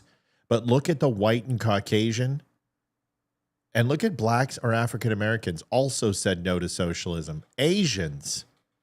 I mean, you think Asians would understand since they have been impacted by communism more than any other country. The others went with Cuomo, but the overall breakdown of the voting demographic and the polls show a 34% lean to Cuomo. But the problem is that when it comes to white Caucasians, black African Americans, Hispanics and blacks, they voted for Cuomo. But whites or Caucasians make up such a huge predominant number because families have left New York. Mel, thank you for the donation. Right. Great info. Best I could do. Thank you, Mel. We love you. But that's the problem, Leroy, is New Yorkers are fleeing this state. And the cities are once again being populated by the youth, and white people are voting for socialism. What in the frack is going on? So do you think that the people that are leaving, are they going to be taking their policies with them? No. Yeah. Oh, yeah, they are. They're gonna want to do it. Yes, of course they are. Of course they are. It's a question. It's a good question because it's accurate. Fair enough. We are going to stop there, and I want you just to listen one more time. I've been trying to bring this to your attention. The reason why is because our second largest demographic is in New York. Barry has a lot to do with that. It used to be California, Texas, Virginia, then New York. Well, New York is our second largest demographic of listeners. So there's something happening in New York. But I want you to listen to this guy. And Leroy, I want your opinion. I'm not going to say anything. I just want to hear what you think in regards to his new laws on taxing corporations. This is just going to blow your freaking skull right off. It's going to be great, right? You're going to love this. Good luck on yeah. Won't be inflationary at all, I'm sure. Oh, no. I've proposed is that we raise Trump-proof our city because we know he'll use federal funding as leverage over this city. And we will do so in two key ways. The first is to match the state's top corporate tax rate to that of New Jersey. We are at 7.25%. They're at 11.5%. Corporations can pay it over there. They can pay it over here. And the beauty of it is that it doesn't just apply to corporations headquartered in New York City. Because when you say this, people will say, well, they're going to go to Florida. Mm-hmm. Wherever you are headquartered, as long as you do business in the state of New York, you are taxable for that corporate tax. We're talking about corporations that are making millions of dollars, not in revenue, but in profit. And the second is taxing the top 1% of New Yorkers. We're talking about people who make $1 million a year or more, taxing them just by a flat 2% tax increase. And I know if 50 Cent is listening, he's not going to be happy about this. Mm-hmm. He tends to not like this tax policy, but I want to be very clear. This is about $20,000 a year. It's a rounding error. And all of these things together, they make every New Yorker's life better, including those who are actually getting taxed. Now, you also want to cut. Leroy, yeah. I'm going to turn it over to you. You're a Thomas Sowell lover. I absolutely. Milton Friedman, too. I absolutely think that they should do that. They should raise the corporate taxes to whatever they feel like. What's going to happen is it's going to drive those businesses out of the city, and you'll see less connective tissue between corporations and New York, right? While that's happening, the people that are in the top 1% of New York, as the city starts to begin its spiral down, I've proposed right, in terms of city services, in terms of relative safety, in terms of the businesses that are being driven out of the city. As that happens, then that 1% that he's talking about, they're probably not going to want to live there too much longer, and they might seek residence elsewhere. Because ultimately what happens is people vote with their pocketbook. So do corporations. And the more and more you try to put a stranglehold on companies and people by way of taxes with the implied, oh, this is going to be better for everyone tagline, the more you just drive people away from your city. How do you feel that essentially a little under $8.7 trillion is turning progressive socialists in the United States? And combining them together, they are the third largest economy in the world.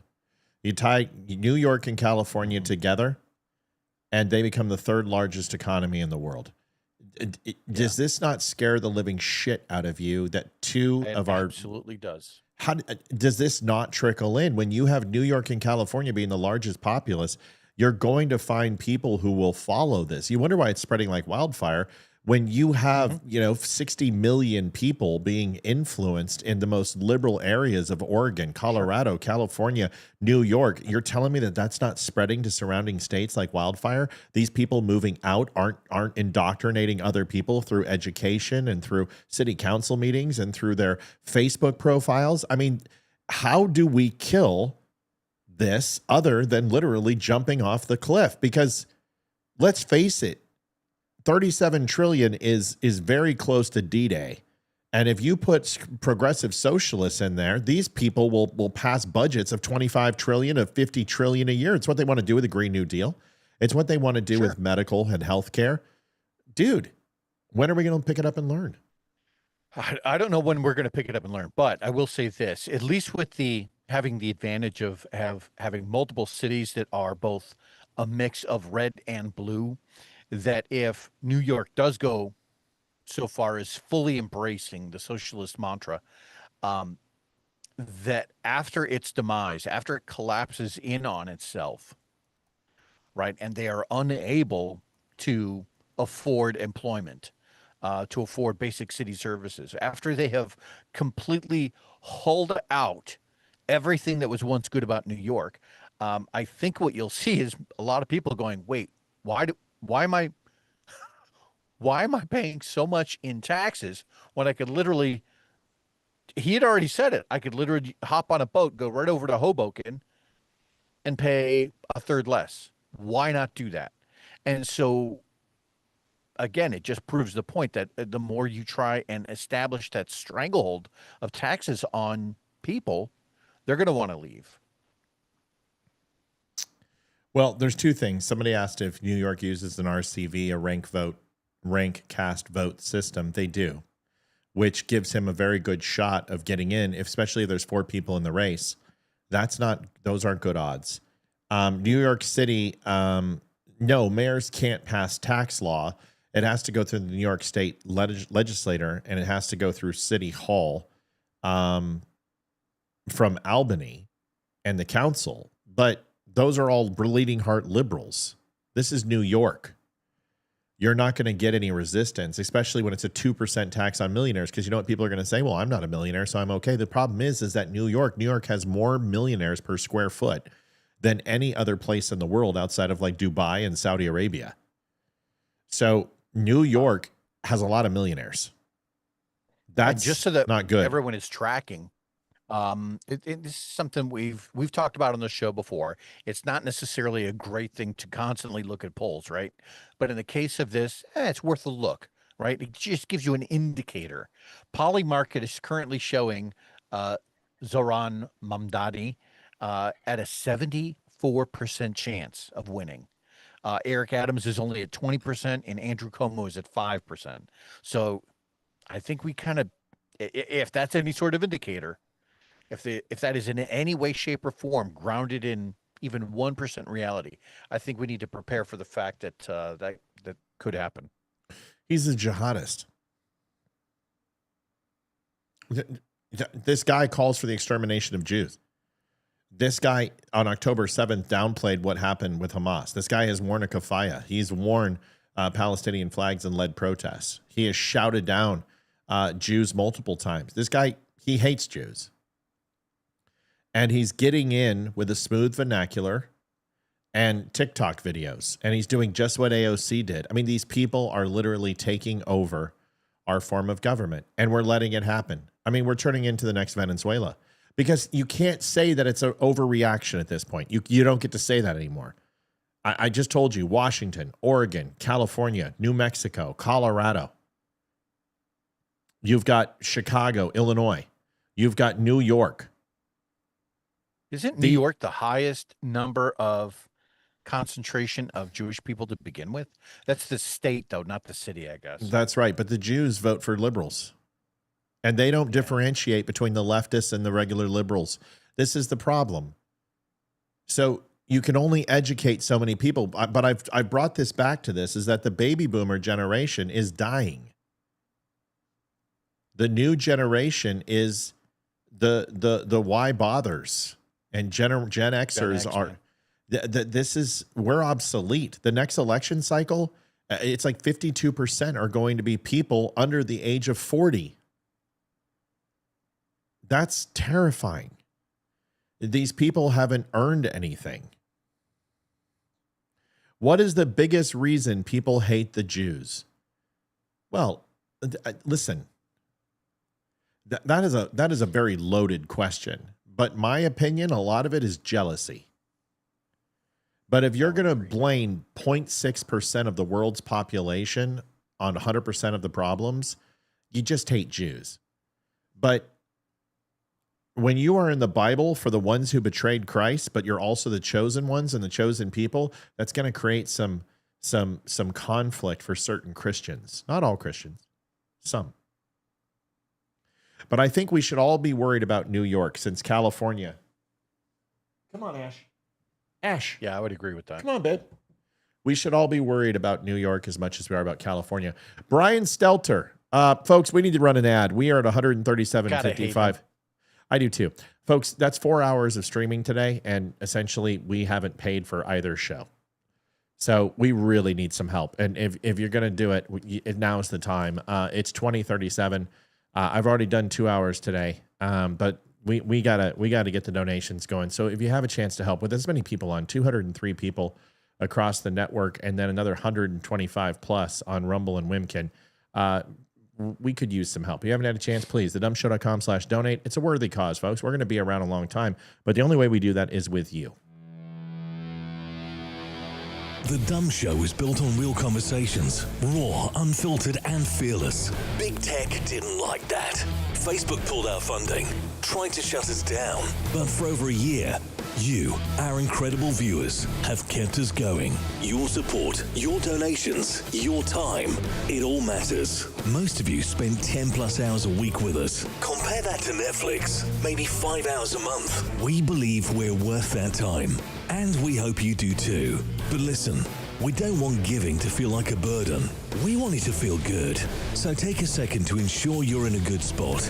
If you're in a place to give, that will be amazing. If not, just liking and sharing helps more than you know. Visit thedumbshow.com/donate. Whether it's PayPal, Venmo, or mail, every bit helps to keep us going. Dumb Nation, we appreciate you more than words can say. Utah, you don't have to apologize not being able to donate. It's not necessary. Tammy, welcome. It's good to have you on. I'm glad you're here. You guys don't need to apologize. Just the ones that can, please help out. We're running 2 shows today, and so far we've lost money. So it's not always about money, but we got to pay the bills. We got to continue to make a living doing this. When we had the new set, it was to expand and grow and bring you guys a higher, more robust show with more consistency. I think we're keeping up our end of the bargain. And listen, I'm not asking for millions of dollars. We're asking for a goal of $300. If every person gave $2 right now, we would hit budget for 2 days. $2. So it's just, it sucks. It's a part of the. I'd love not to do it. Someone tell Facebook to give us our $15,000 a month back, and we'll start paying Leroy and Amy, and then we can start rocking. But until then, we got to continue to do this, and I don't know if it's ever going to happen. So we need you, Brian Stelter, who is back on CNN. All they do is fire these people. They take them out of their multi-million-dollar contracts, Leroy, and then they bring them on as contributors and pay them a pittance of what they did. I mean, this is a great scam for CNN. If my boss fired me, I would not go back, right? Fuck them. I would do whatever I can to piss on their bones. Right. But Brian Stelter, I would never go back to Valor. Please. Right. But with the promise of a paycheck, all of a sudden this guy's willing to sell his soul, right? And give it right back to the people who pissed on him the first time. Unbelievable. Yeah. Well, here's Stelter, who's trying to tell you, we never denied that CNN never said any of this. We never said that the nuclear sorry, I almost did again, nuclear fucking lady, that the Iran nuclear sites weren't successful. We never said such things. Smiling through his teeth. I can't stand this douche plow. Here it is, because I'm going to show him that he's lying. Once again, that's what the media does. God, There's so much more report. A punchable face too. Oh, I just hate him. I hate his teeth. He smiles like this. Smiles through his teeth. Oh, it's just, he looks like the Penguin. To do on this topic. This is a very complex matter, even though Trump tried to make it sound simple on Saturday night.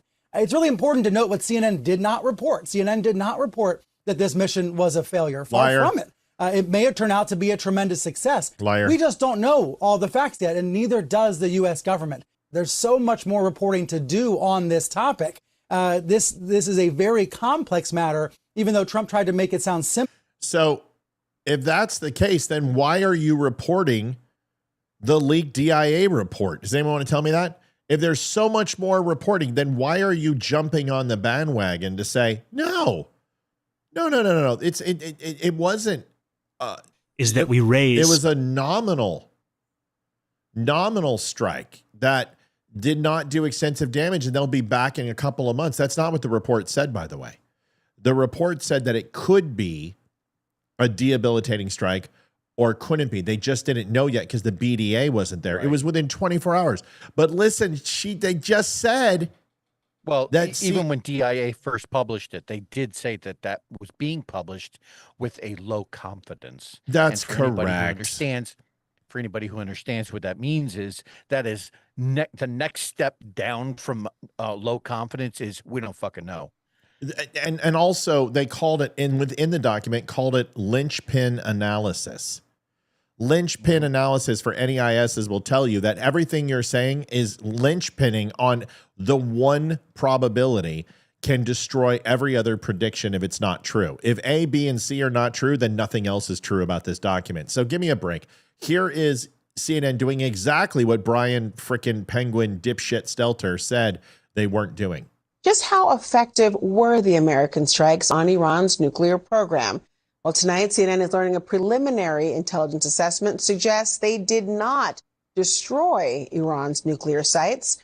This early report is from the Pentagon's Defense Intelligence Agency. CNN has spoken with 7 people briefed on it. One source says that the strike set Iran back, quote, maybe a few months, tops. 2 others tell us the country's stockpile of enriched uranium was also not destroyed. Another says the centrifuges are largely intact. Leroy, does that sound like they reported that the strikes were not effective? I mean, what am I missing here? It certainly sounded like that's what it sounds like to me. It certainly sounds like CNN is taking the side that they're trying to, contort that optic to say, oh no, this strike was mostly ineffective. Well, we didn't say it. Anonymous sources said it. So therefore, we have no responsibility for peddling this garbage. Right. That's like saying, reportedly by anonymous source, Leroy touches Our kids. sources say, Matt. Right, that Leroy touches kids. There's no evidence of this, but we're pretty sure that this person said that. So you're reporting it and you're leaving it in the ether. You might as well said, but there's also reports that say that this could have been 100% successful. Right now, the fog of war is in play. We don't know, etc. And by the way, Leroy doesn't touch kids. No.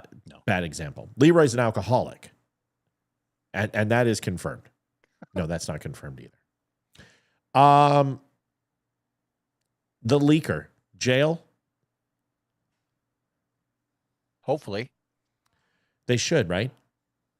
Absolutely. You can't send out information that is not yours. You're basically stealing it at that point, right? Yeah. And when you go through your investigation and when you finally get your read-ons and you have your clearance and you think you have all the accesses in the world and that somehow or another, just because you have a piece of paper in your hand, that all of a sudden the information that's on that piece of paper is yours. No, it doesn't work that way. You're responsible for safeguarding that material. And for this, I don't know whoever it was leaked it. It could have been anybody. But whoever it was, they should go to Leavenworth. A lot of people are saying that it's Tulsi Gabbard, and I would be very surprised if that were true. Yeah, I don't think that's true. I don't think that's true either. I think this is a staffer. I think this is people who open up their mouth. I think these are people who want to be big in Washington, D.C. And I will tell you this, make a freaking example of them. Folks, we're going to have to go. We can't continue tonight. So I'm sorry. We're going to have to cut it short. We're not able to keep racking up these bills without donations. So we've got to go tonight. And I think we've got most of the story out. Leroy, I'll give you your 1 minute and then we got to go. Great show. And I thought that the breakdown that you had done specifically with how the bombing had gone step by step. Normally that kind of thing for anybody who is, not indoctrinated into, a planning for a strike. That's exactly what that looks like. Is they discuss what the moving parts are, how they mesh together, the time frames, and the supporting units, as well as the expectation for mission success or failure. So Matt did a fantastic job of that. Kudos to you for that. And not good enough, obviously. So Dear CNN, a reported 3.1 registered magnitude episode at the area of the time of strike rendered no devastation. 3.3, Mel, is the accurate number. Hey, Liv, can you check donations? People are saying that they donated and nothing's there. Angela said she just donated. So, who? I see Mel Lowe. Sorry, guys. If we have made more donations, I need to see it. But yeah, we can't afford to lose money on these darn things anymore. And if it continues, we have to go down maybe a couple nights a week. Angela 2110, trying to do my part. Wish I could give more. Kiddo, that is plenty, and we appreciate you. Thank you, Angela. Very, very much. It means a great deal. 158.65. Yeah, we have plenty of other stories that we wanted to get to. I wanted to get to Steve Witkoff teases about a big announcement with the Abraham Accords. Emil Bove, Dick Durbin went after him and went after Trump, and he just absolutely stomped him. Wanted to show you Donald Trump had an amazing Marine Corps band was playing God Bless America, and he stopped and came out of his office and 10 billion did a little dance. It was kind of awesome. Wanted to show you the Undersecretary of the Navy Hung Kao in his confirmation today. Yeah, we had quite a bit. Jasmine Crockett and a few other things, but we're not going to be able to get to it tonight. I am going to end on one thing because I do think it's important to hear about this, and then thousands of people, and then we got to go. So the 4 a.m. club. Have you heard about this, Leroy, by chance? No. What is this? So the 4 a.m. Like a Tinder thing. Well, I'll just let you listen to it. It's essentially a QAnon version for the left, and this is who they are. Let's listen to this real quick, and then we got to go. Left-wing version of QAnon is here, and they believe that Kamala Harris really won the election. This group is called the 4 a.m. Club. Basically, on November 6th, thousands of people were woken up around 4 a.m., and those people were called to anchor in the higher timeline where Kamala was the winner. The call was sent out, and we received it. It was founded by this woman who goes by Gia Prism on TikTok. I am a psychic medium. I'm a healer. She sort of gives downloads, as she calls them, from spirit. This contest wasn't right. We will yet get a different result in the end. I was shown him falling from something to do with blood on the brain. Okay, I'm seeing lower level leaders will be removed before the top ones. It bears a striking resemblance to QAnon, except everything has been feminized. Instead of searching through Reddit boards and 8chan to find what they're looking for, they go deep within themselves, trusting their feminine intuition, their gut, the divine goddess. The 4 a.m. clubbers, I don't think are going to be scaling the Capitol anytime soon, but I do think they represent the next chapter in the story of political conspiracies. It shows that the American population feels both completely out of control and lied to. Just what we need. More cluckers. Oh my God. CJ Jenkins donates 2110. Thank you, CJ. We appreciate you. You know, it is the same people. And they can only like let's have a harsh reality conversation. First of all, Tommy, it's okay. I understand. You guys, this is the danger of this. This was the danger of doing the 20K. Is I was afraid that we would reach our potential and not be able to meet our goals because the same people continue to donate. If we can't find it in our hearts to just do maybe just a couple bucks a week, $5 a week, something, it helps and it adds up. But if you don't get that, we can't have the same people constantly donate. I just put a plaque out on the door, and I was going to show this picture at the end, and we're so incredibly proud. This isn't even the permanent plaque. This is now on the door, and this is a vinyl. It's like a rubber. It's really cool, and it was from Megan over at Bakersfield, that is cool. The trophy shop. Yeah, but look how beautiful it is. And this is being cast in Iowa, a cast iron bronze plaque with everybody's name who donated. And the top 5 donors of all time, and right now that's Bobby, that's Mel, that's Deirdre, that's Chuck, and a couple of others. We're going to be signing this and mailing it to them just as a thank you. But the same people can't donate. It's got to be, you know, if you can, do what you can. And I know people are like, well, wait a second, what does $1 matter? Well, because we've got 275 people on right now. Everyone gave $1. We're done. See, and that's what I'm talking about. One person comes in and who can't. Mel can't keep doing this herself. It's not Mel's job to carry the show. And I love her. And she is, I just love this woman. And I love Bobby and I love Chuck and I love Deirdre and I love everyone else, and CJ who gives money and Tommy who gives money, and it's got to be a, we don't want the, let me finish this. We don't want these giant donations because it's too much for one person to bear. It's like if everyone just said, you know what, $5, cost of a coffee. I'm just going to give the cost of a coffee. Joanne Townsend, another name who always gives, 2110. Like, I know who's going to save the day. It's the same, and it's okay. And I love you, but they can't continue to do this every night. It's got to be a universal. It's okay. What's worse is when you apologize, because nobody's telling you you have to. What we're saying is that if you've watched the show for 40 hours a week and you love the entertainment and you love the news, it's worth it. It's like when you bought a newspaper every morning. It's like when you subscribed to a certain channel when you had the cable box. It's like when you used to buy the National Geographic, you had to pay for it. What we're saying is we'll always be free to those who can't. But in order to do that, we have to ask the people who can help out. That's it. Okay, once again, Elizabeth, this isn't about you. Stop making it about you. That frustrates me more. I'm not asking you to apologize. I don't want an apology. We're not trying to guilt anybody. What we're saying is, if you can, stop the huge donations and everyone do a little. That's all we're saying is just a couple bucks. That's all it takes. It helps. And once a month is great. That's it. That's wonderful. That's awesome. Leroy, go ahead.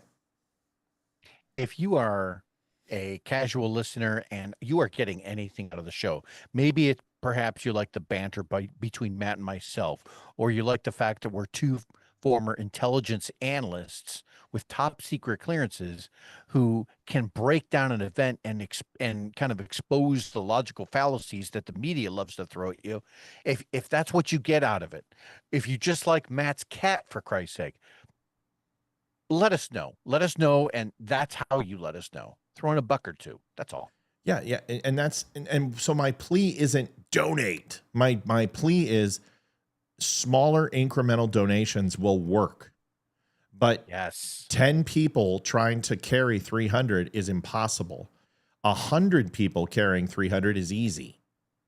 Folks, listen, I'm just going to say this.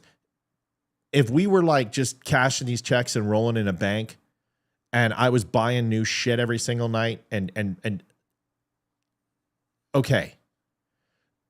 But when Olivia and I donate money to a cause because one of our viewers loses her family in a horrible tornado, and we give when we have a hard time giving, it's always paid forward.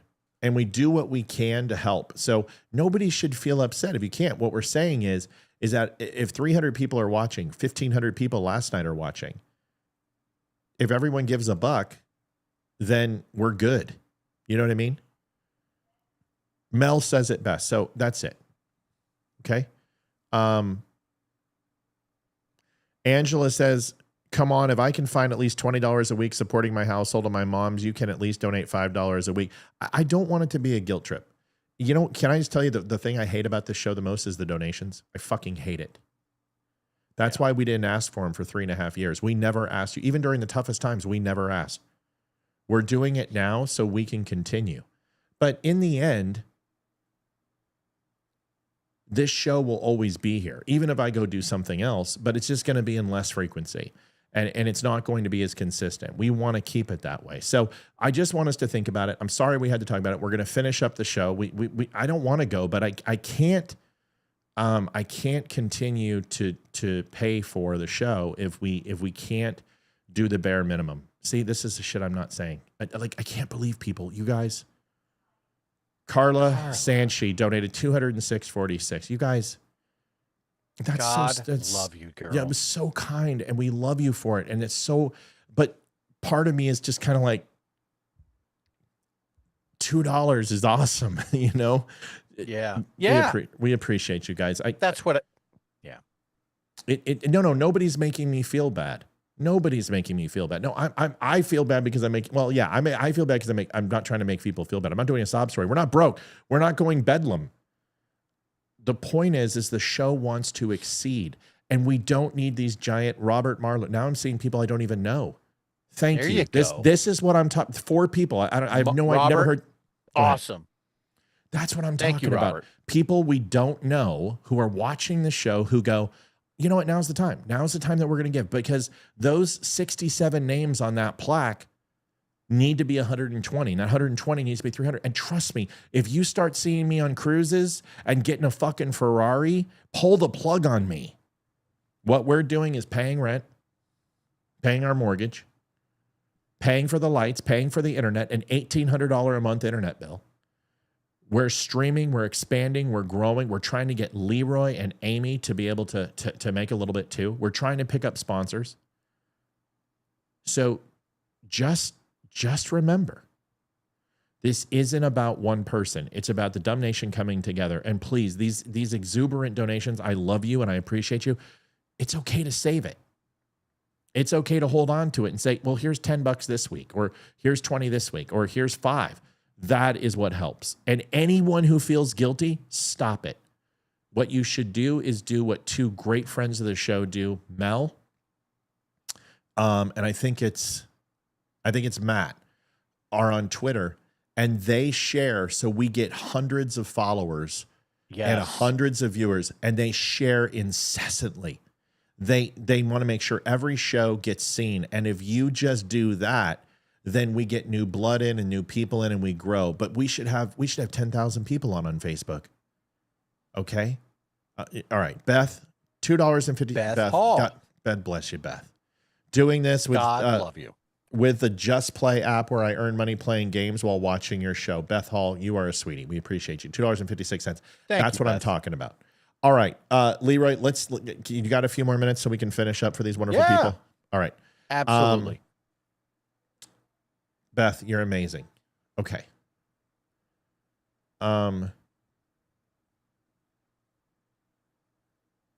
Okay, nobody is bagging on the 100 donor donations or the continuing donors that don't daily. We just want everyone that enjoys the show to contribute a little bit to make the collection better. Yes. That's because Mel's always going to give big. That's just what she does. Chuck's going to do that. Joanne and CJ, if I didn't call you out, I think I called out Joanne and CJ both. So thank you, everybody. Okay. Perfect. Sharing is massive. If you can't donate a little bit, share. Talk about the show. You know what people are doing? They're going on Twitter and they're going on Megyn Kelly and saying, Megyn Kelly, you need to go on the Don't Unfriend Me show. Absolutely. Talk about us like it's the latest drama episode between the Liver King and Joe Rogan. Talk about us. Yeah. If you do, it'll grow. And that's what's happening on X. X is all organic. And it's growing, and it's our #1 channel right now. They are showing up to this show, and they're watching it. I mean, I don't know if I told you that last. Yeah, you were on. We had 1,509 people on. We were #1 on Twitter for a little bit of time, and that's exciting. All right. Yes, I should be monetized like I was at the start. Carroll. Still point, Nick. Thank you, Nikki. Nick. So we should be monetized, because then we wouldn't have to do this. Quickly, Leroy and Amy, we were in a meeting, and I said to them, we just cleared 15 for Facebook. Now, for the last 9 months, we've done like 3 or 4, and we are in the hole. But if we have another month or 2 of this, we're bringing you guys in on payroll. We want to do that, and we're not far away. If we can get Facebook firing and push through this algorithm and work together and continue donations and continue Wimkin's support of us, we can start reaching new heights. But I've got a responsibility to get Leroy on here when he retires and get his ass down here. And the only way we're going to do that is to ensure that I can give him something that makes it worthwhile. Okay? That's when my gloves come off, folks. Oh. That's when all of the cuss words and the heavy duty artillery opinions just start flowing. All right. Feels much right better. Now I'm kind of, Well, you got to be reserved a little bit because you have a lot to do. Yeah. Here is a video that I wanted to show you. A couple of things I wanted to show you. Here is Hung Kao. Hung Kao is someone who I've had a chance to meet. Captain. He is EOD for the United States Navy, retired. Gabriel Kao, a senior at the United States Naval Academy. Grace, Claire, He's a Ellen, and Liam. Hold on. Like so many, and he's a ring knocker. Senators, thank you listen again. to his confirmation. Senators, thank you again, and thank you for President Trump. I'm joined today by my beautiful wife of more than 26 years. April is the mother of our 5 children. Midshipman First Class Gabriel Kao, a senior at the United States Naval Academy. Grace, Claire, Evelyn, and Liam. Like so many military spouses, April endured multiple moves across the country and overseas. She gave birth to our first child while I was deployed for the invasion of Iraq. During my deployments, she was both mother and father, as well as handyman, nurse, teacher, and coach. And like all military spouses, her heart stopped and she prayed every time there was a knock at the door or every time the phone rang. Thank you, honey, for standing by my sides all of these years as we served the nation. You are the love of my life. Aww. I would like to give praise and glory to my Lord and Savior, Jesus Christ, without whom I would not be here today. So, April 30th of this year marked the 50th anniversary of the fall of Hung Kao Saigon. ran for state legislature and Senate out here. He lost both bids. I invited him on my show a couple times and didn't get him, but I do have his coin over here. He's a good dude, and he should be confirmed for undersecretary, but they're going to try to hold J6 and everything else. So, Leroy, you're in and still serving.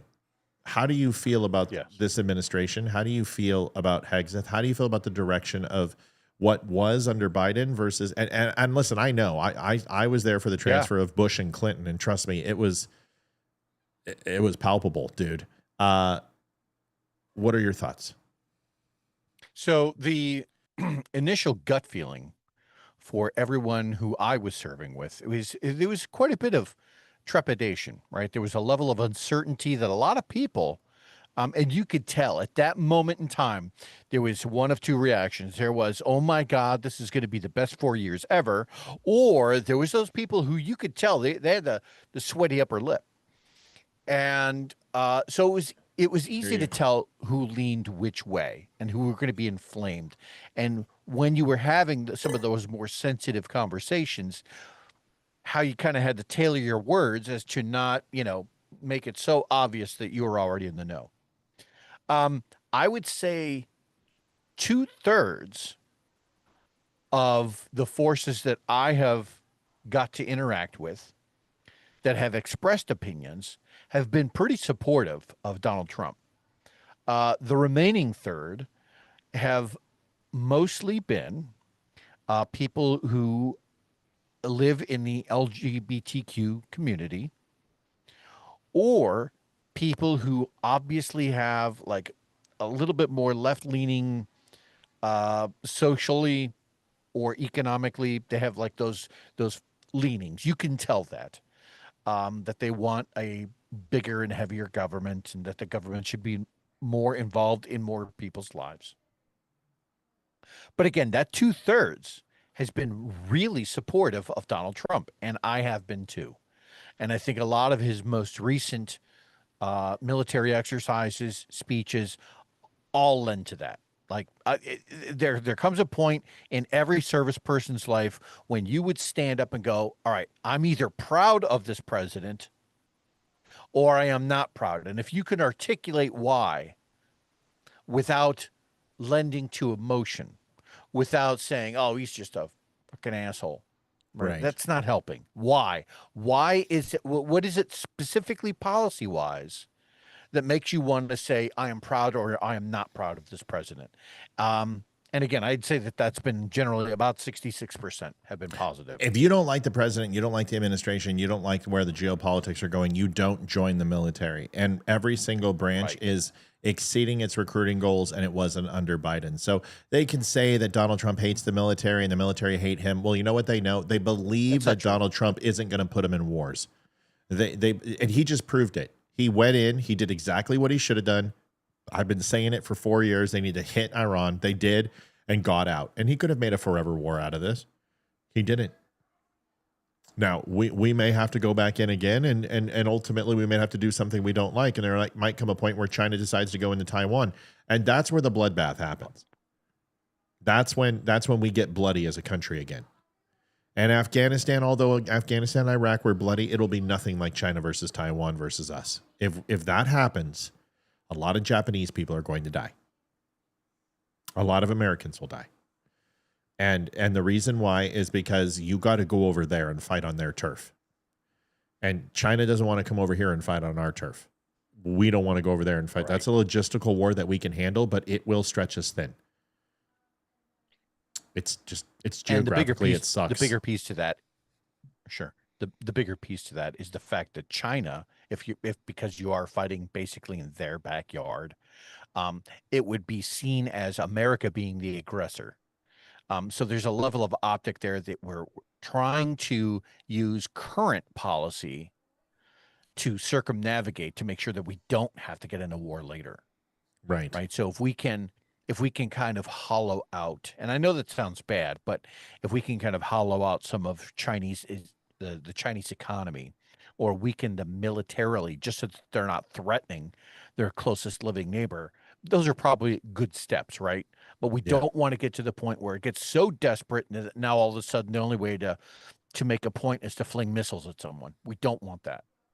Real quick, before we go into something else, I just want to mention something about donations real quick, just one more time. Do you guys notice that what happens is we get into a tight spot, and some nights we just go and say it's okay, and other nights it's like, guys, we've been on for 4 hours, and that's, in the scheme of things, it's like $60 an hour, $65 an hour, which I think what we do is worth more than that. That's just me. But here's the thing, is that what happens is that everybody rushes at the end, and everyone starts donating, and they literally donate climb. And we get to this massive number, and then they spend all their might.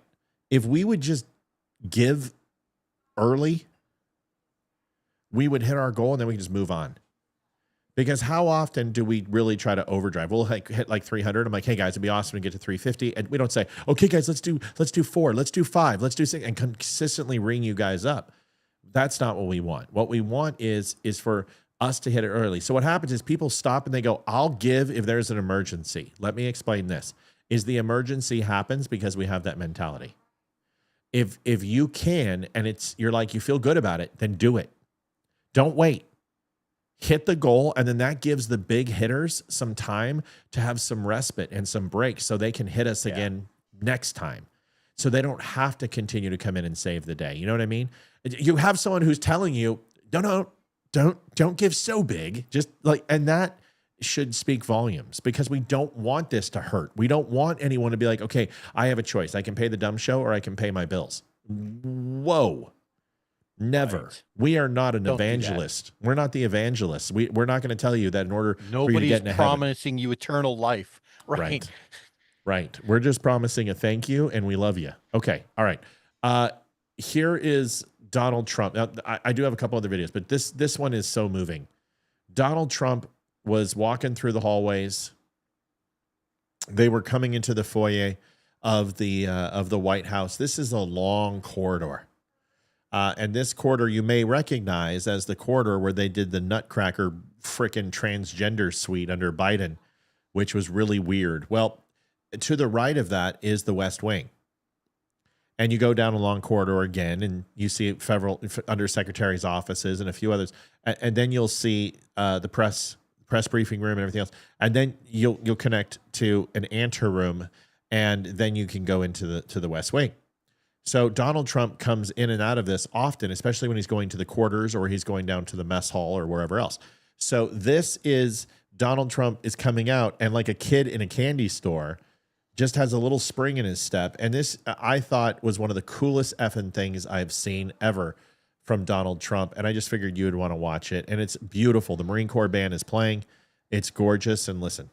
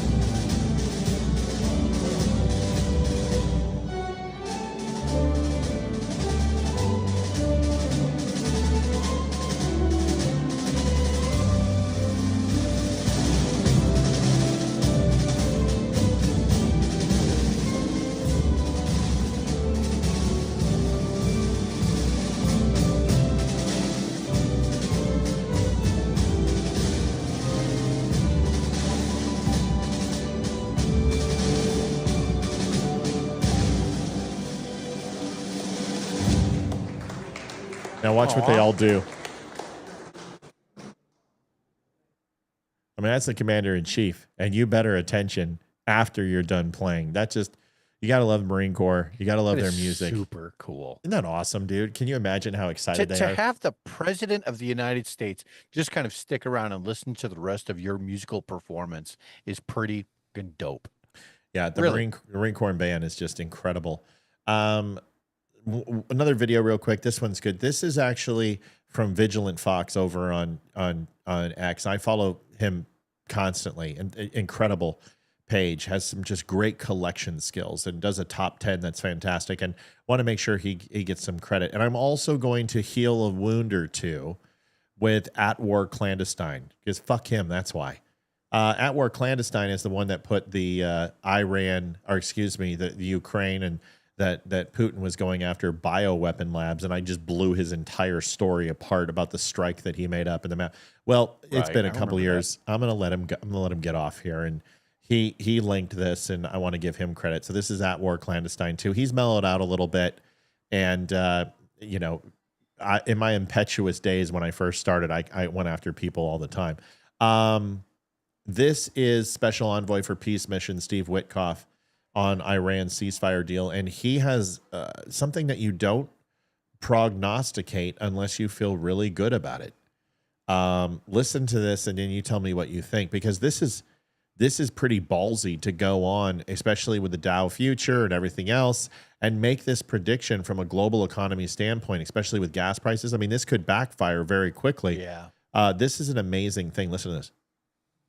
One of the president's key objectives is that the Abraham Accords be expanded, that more countries come into it, and we are working on that on my team and in coordination with the Secretary of State and the entire State Department.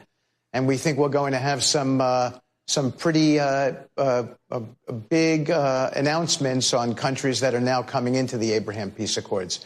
And we're hoping for normalization across an array of countries that maybe people would have never contemplated would come in. So we're excited for that prospect. That will also be a stabilizer in the Middle East. One of the president's key objectives is that the Abraham Accords be expanded, that more countries come into it, and we are working on that on my team and in coordination with the Secretary of State and the entire State Department.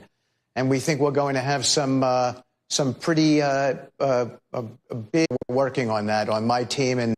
All right, so let's play Name That Tune here, and if you're going to predict which countries are going to join the Abraham Accords, you have to take Iran into the equation, and these are countries who are going to be opposed to Iran, are going to probably join quicker because they've had some sort of conflict with them. Right. That's the latest news. So that's what Witkoff is going off on. So who's number one, do you guess? I mean, the biggest conflict with Iran outside of the Jews is whom? Come on, you know this. Come on.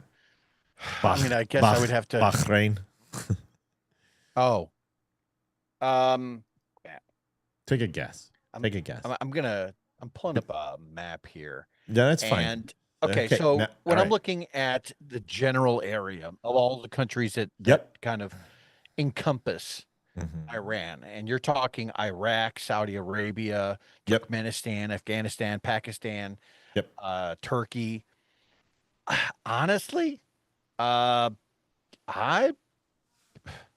would be thinking Saudi Arabia. I think that's your number one. Number one would be Saudi Arabia. Yeah. They're a pivotal next experience in order to get Israeli tensions. But the reason is Riyadh maintains normalization in the region. Riyadh is a leader of the Shiites, the Sunnis, and the Kurds. They see them as a significant part of the kingdom, and they are well respected. So if you can get Riyadh to sign on, others will fall in line. Go ahead. And I would have a slightly different take on that. I would say that the reason that they would go after Saudi Arabia first, their number one enemy, is because of all the countries that I just listed, Saudi Arabia is the one that is most closely aligned with Western values. They're the ones that have kind of fallen behind us to say, look, we're going to back the United States, right? Because of that, I think that's the main catalyst there. Yeah, and they also fucking hate Iran. So let's just be honest. Every time Iran strikes anybody that's Muslim, they always hit Saud. I mean, I was so surprised that they went after Qatar. I was shocked that they went after Qatar. I'm surprised that Samantha bitch isn't on. Excuse me, it's Qatar. Saudi Arabia, number 2. Have a guess? Turkey. Really? Yeah. Well, you know what? That may have changed with Erdogan. With Erdogan, I don't think so. 5 or 10 years ago, I would have said Turkey. 5 or 10, yeah, like before the coup. But Erdogan's kind of lost his shit. Yeah. So, well, let me throw one out there. What about Oman? Yeah.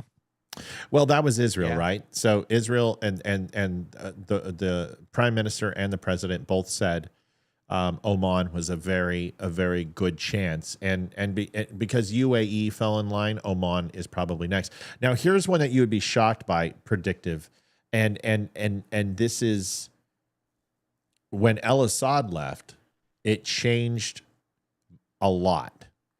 And although you do have militants and Muslim extremists running the country, there is the resolution of Golan Heights. There is this kind of back off of Syria with the IRGC and pushing IRGC commanders as far west as possible. There are a lot of Christians in Syria, and there's like kind of this new normalization that's happening because Trump is willing to economically bring them on the map. So what do you think of the possibility of Syria? That's a big one, dude. That would be huge. There's a lot of conversation that can be had about that one. I'm not sure that I would want to speculate without doing a little more research. Fair enough.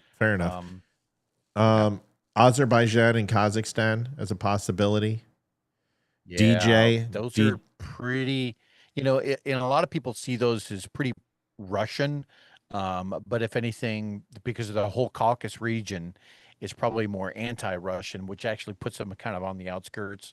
I would not see them as wanting to immediately fall in line with another dictatorship. So definitely a possibility. And they are Turkic states, right? So if you say Turkey, that makes sense because the influence with the Turkics are in that entire area. So there's a lot of possibilities, but those are like the top 5.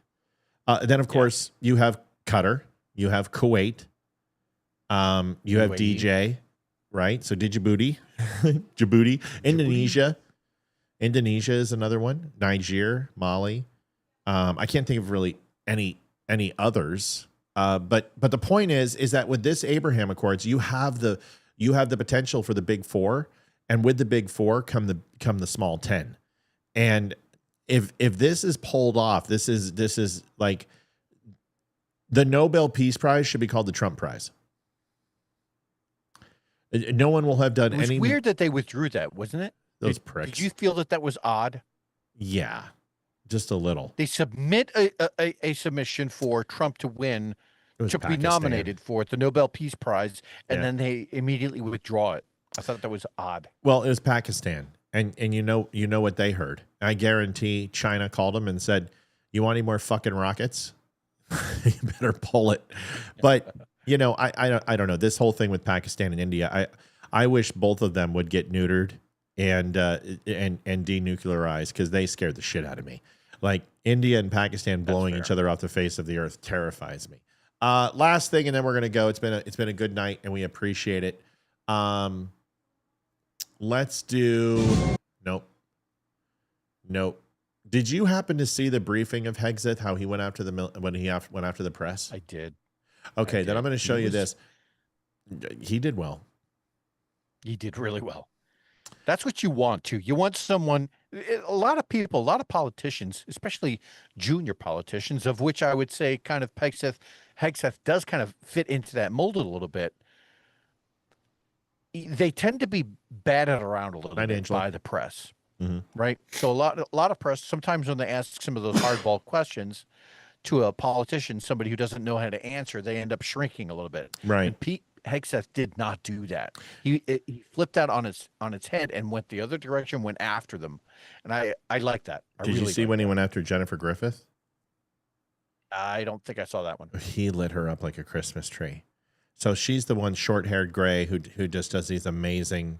She's in the IC, even though she doesn't hold an active clearance, but you know she's read in on shit. You know she's got a clearance actually, because she understands. She is a great civilian analyst, and she worked for Fox. You know who I'm talking about? Short hair, gray, looks like a much softer Judi Dench. It's Jennifer Griffith. Hold on, I'll get her picture. But she went to MSNBC. I got a thing for Judi Dench, and I'm not talking Judi Dench 30 years ago either. I'm talking now. Really? No, you're lying. I think you are. But no, is it Jennifer Griffith? What's her name? I always screw it up. Hold on. I'm asking the dummies, not you. Yeah, Jennifer Griffith. Here it is.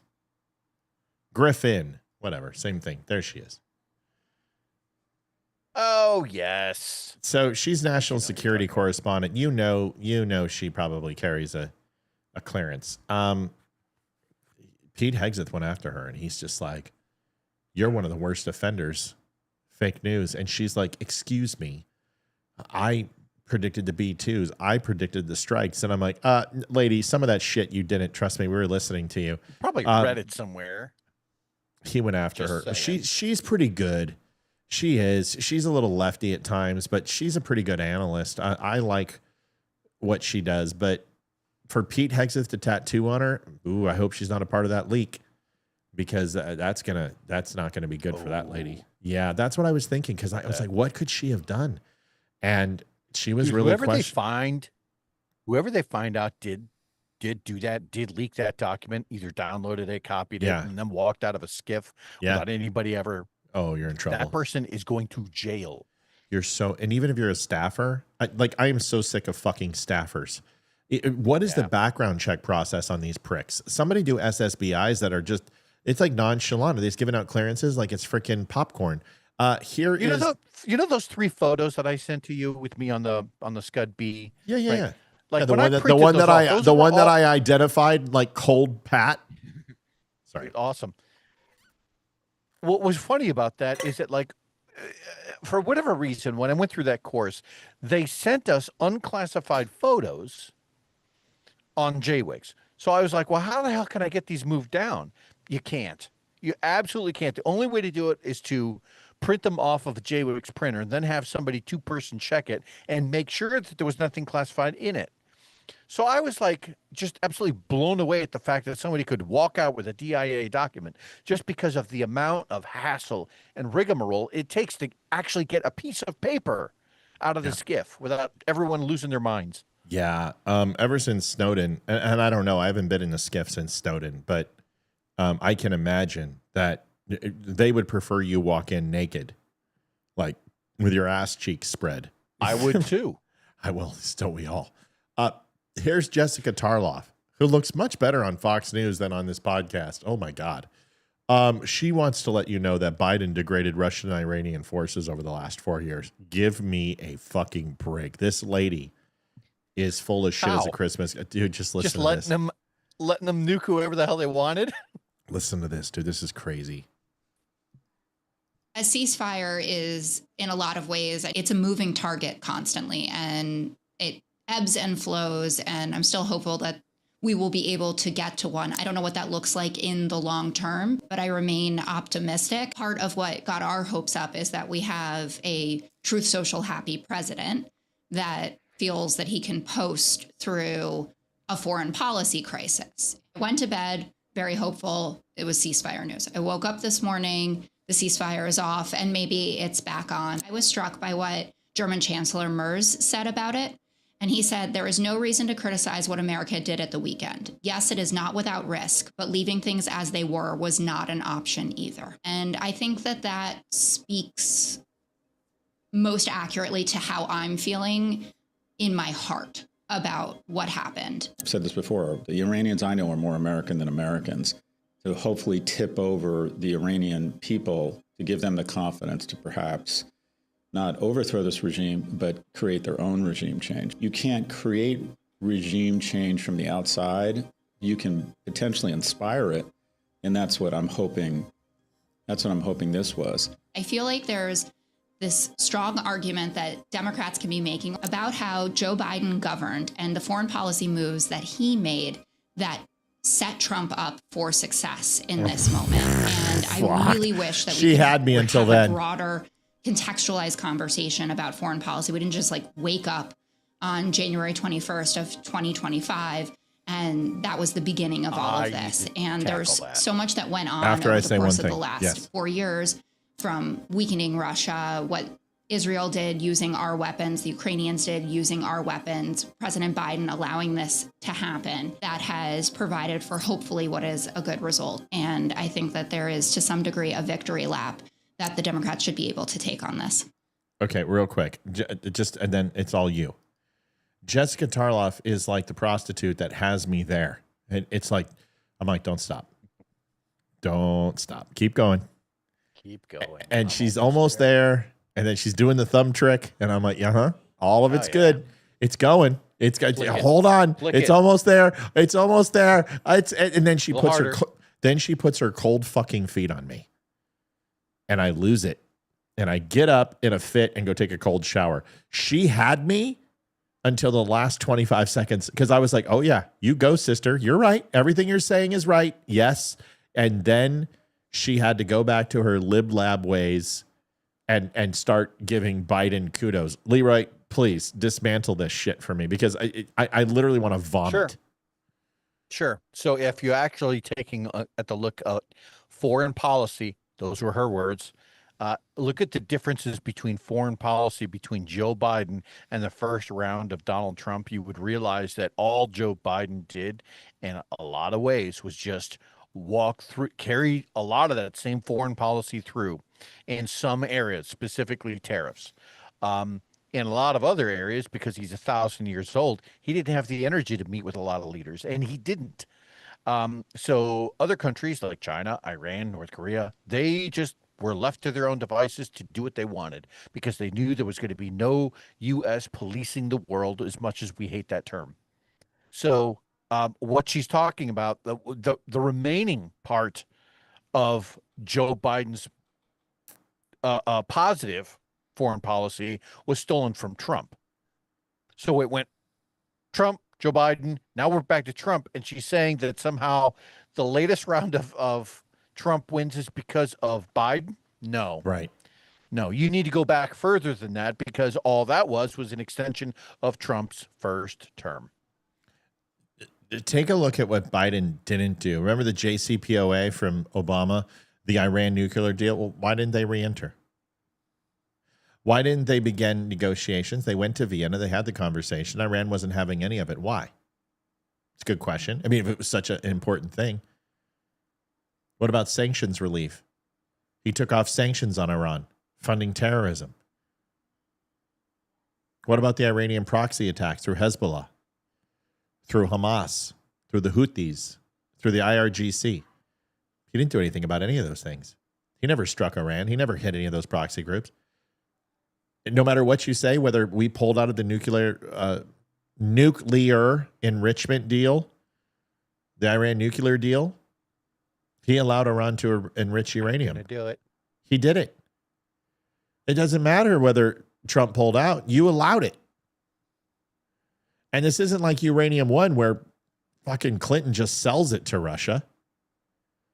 But you risked because of remember, a minor incursion is okay. You told Putin, you gave him a green light to go into Ukraine. You said a minor incursion wouldn't receive a U.S. reaction. What about Nord Stream 2 sanctions? You lifted those. So you gave Russia money to reinstate and reinvest in their militaries? You wouldn't go ahead and designate Iran or Russia as state-level sponsors of terror? You had a chance to do that? So I don't know. Oh, and then Iran's cyber and Russia's cyber meddling. You didn't do anything about that. You didn't expand money for electronic countermeasures and reverse cyber attacks on those countries. You didn't expand the NSA. You cut funding to the NSA. So for Jessica Tarloff to sit here and say, "Oh, Joe Biden was just so magnificent when it came to Russia and Iran," he didn't do anything. He literally kept the status quo. And that was Barack Obama's MO throughout his entire presidency. It's just good enough. Just keep the status quo. Let's have the GNP stay stagnant. Let's have inflation stay stagnant. Let's have cost of living COLA stay stagnant. Wages stay stagnant. Let's everything just stay stagnant and apologize to the world and just let's go with the flow. Well, we are the interesting statistic once, Matt, that said that Barack Obama, when you compare all the presidents, no president in U.S. history had met with their own advisors or boards less than Barack Obama. Yeah, except for Biden. Biden had to be up there. I mean, Jill Biden probably had more meetings than he did. Anyway, I think that, yeah. Let's wrap it up. We had a good night. I appreciate everybody coming in and had some huge donations and saw quite a few people who have never donated before. And that's what we're talking about. And it means the world. And I know it's hard. You got to be like, who is this company? Who's this Don't Unfriend Me? Are they a corporation? Are they, some conglomerate? Are they grifters? It's okay. We understand. This guy and me. That's it. Yep. And my wife and Amy and some great mods and some good fans who do it. And we're just, listen, if you go into a mart and you see a piece of woodworking that you like, you buy it. If you see a show that you like, you maybe go to the movies. And if you read a book and you like the series, you go buy the rest. There's nothing different. This is a product. And what we're trying to do is continue to fund this show and grow. And without you, it doesn't happen. So we want to say thank you. Leroy, take your minute. That was mine. And then we'll come back tomorrow for Red Friday. Yeah. Yeah. Again, an excellent breakdown on the earlier events of the B-2 strikes. And on top of that, the people that I would like to personally thank, people like Stillpoint, Wimkin, the moderators for certain, everyone who donated, and the big ones too, my God. Love you, Mel. You are awesome.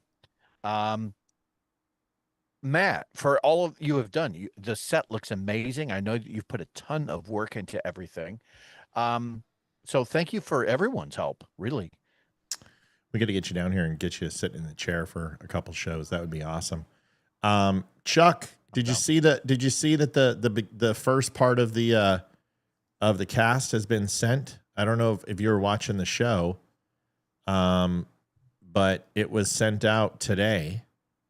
And it's up on the door. This is when you, Bobby, Mel, a couple of other people who have been the biggest donators, we're going to be signing this for you guys and sending to you. It is a piece of vinyl, super thick, and it's laser engraved, and it's beautiful. We're getting a real bronze one, which is aged and looks like it's, been distressed. But this will be signed by Leroy, Amy, and I, and we're going to be sending it out to our top donators just to say thank you. We are working on the coins. We got our first coin sent by Megan, and we're going to be doing our design for it. And we're going to be doing that. And people who give a certain amount of money, we're going to be putting a coin and tacking it on the back banister and then sending it to you. So I figured you'd want to see it. Chuck, you still need to read my email about the shirt. Let me know if you like the shirt or not so I can go to production with it. And everybody, we appreciate you. Please go vote for Still Point if you could. They are good friends. Hell yeah. They need your help. Go to tophitmaker.org 2025/Nick-Tater. If you are also on our podcast, stop on by for the live videos. There are so many people who watch our podcast. You know, we're 300, 400,000 downloads on that thing. So if you listen to the podcast, which we put this show on the podcast every day, stop on by and watch the videos sometime. Come live, 7 o'clock Eastern. We'd love to have you join the show. Folks, thank you. Leroy, you are a good friend. We appreciate you sticking by with us a little bit later tonight. And we'll see you back next Tuesday, brother. Have a good weekend, and let's hope everything stays calm. Everyone take care of yourselves and take care of each other. Love you guys. See you guys tomorrow, 7 p.m. Bye. Adjusting transmitter output.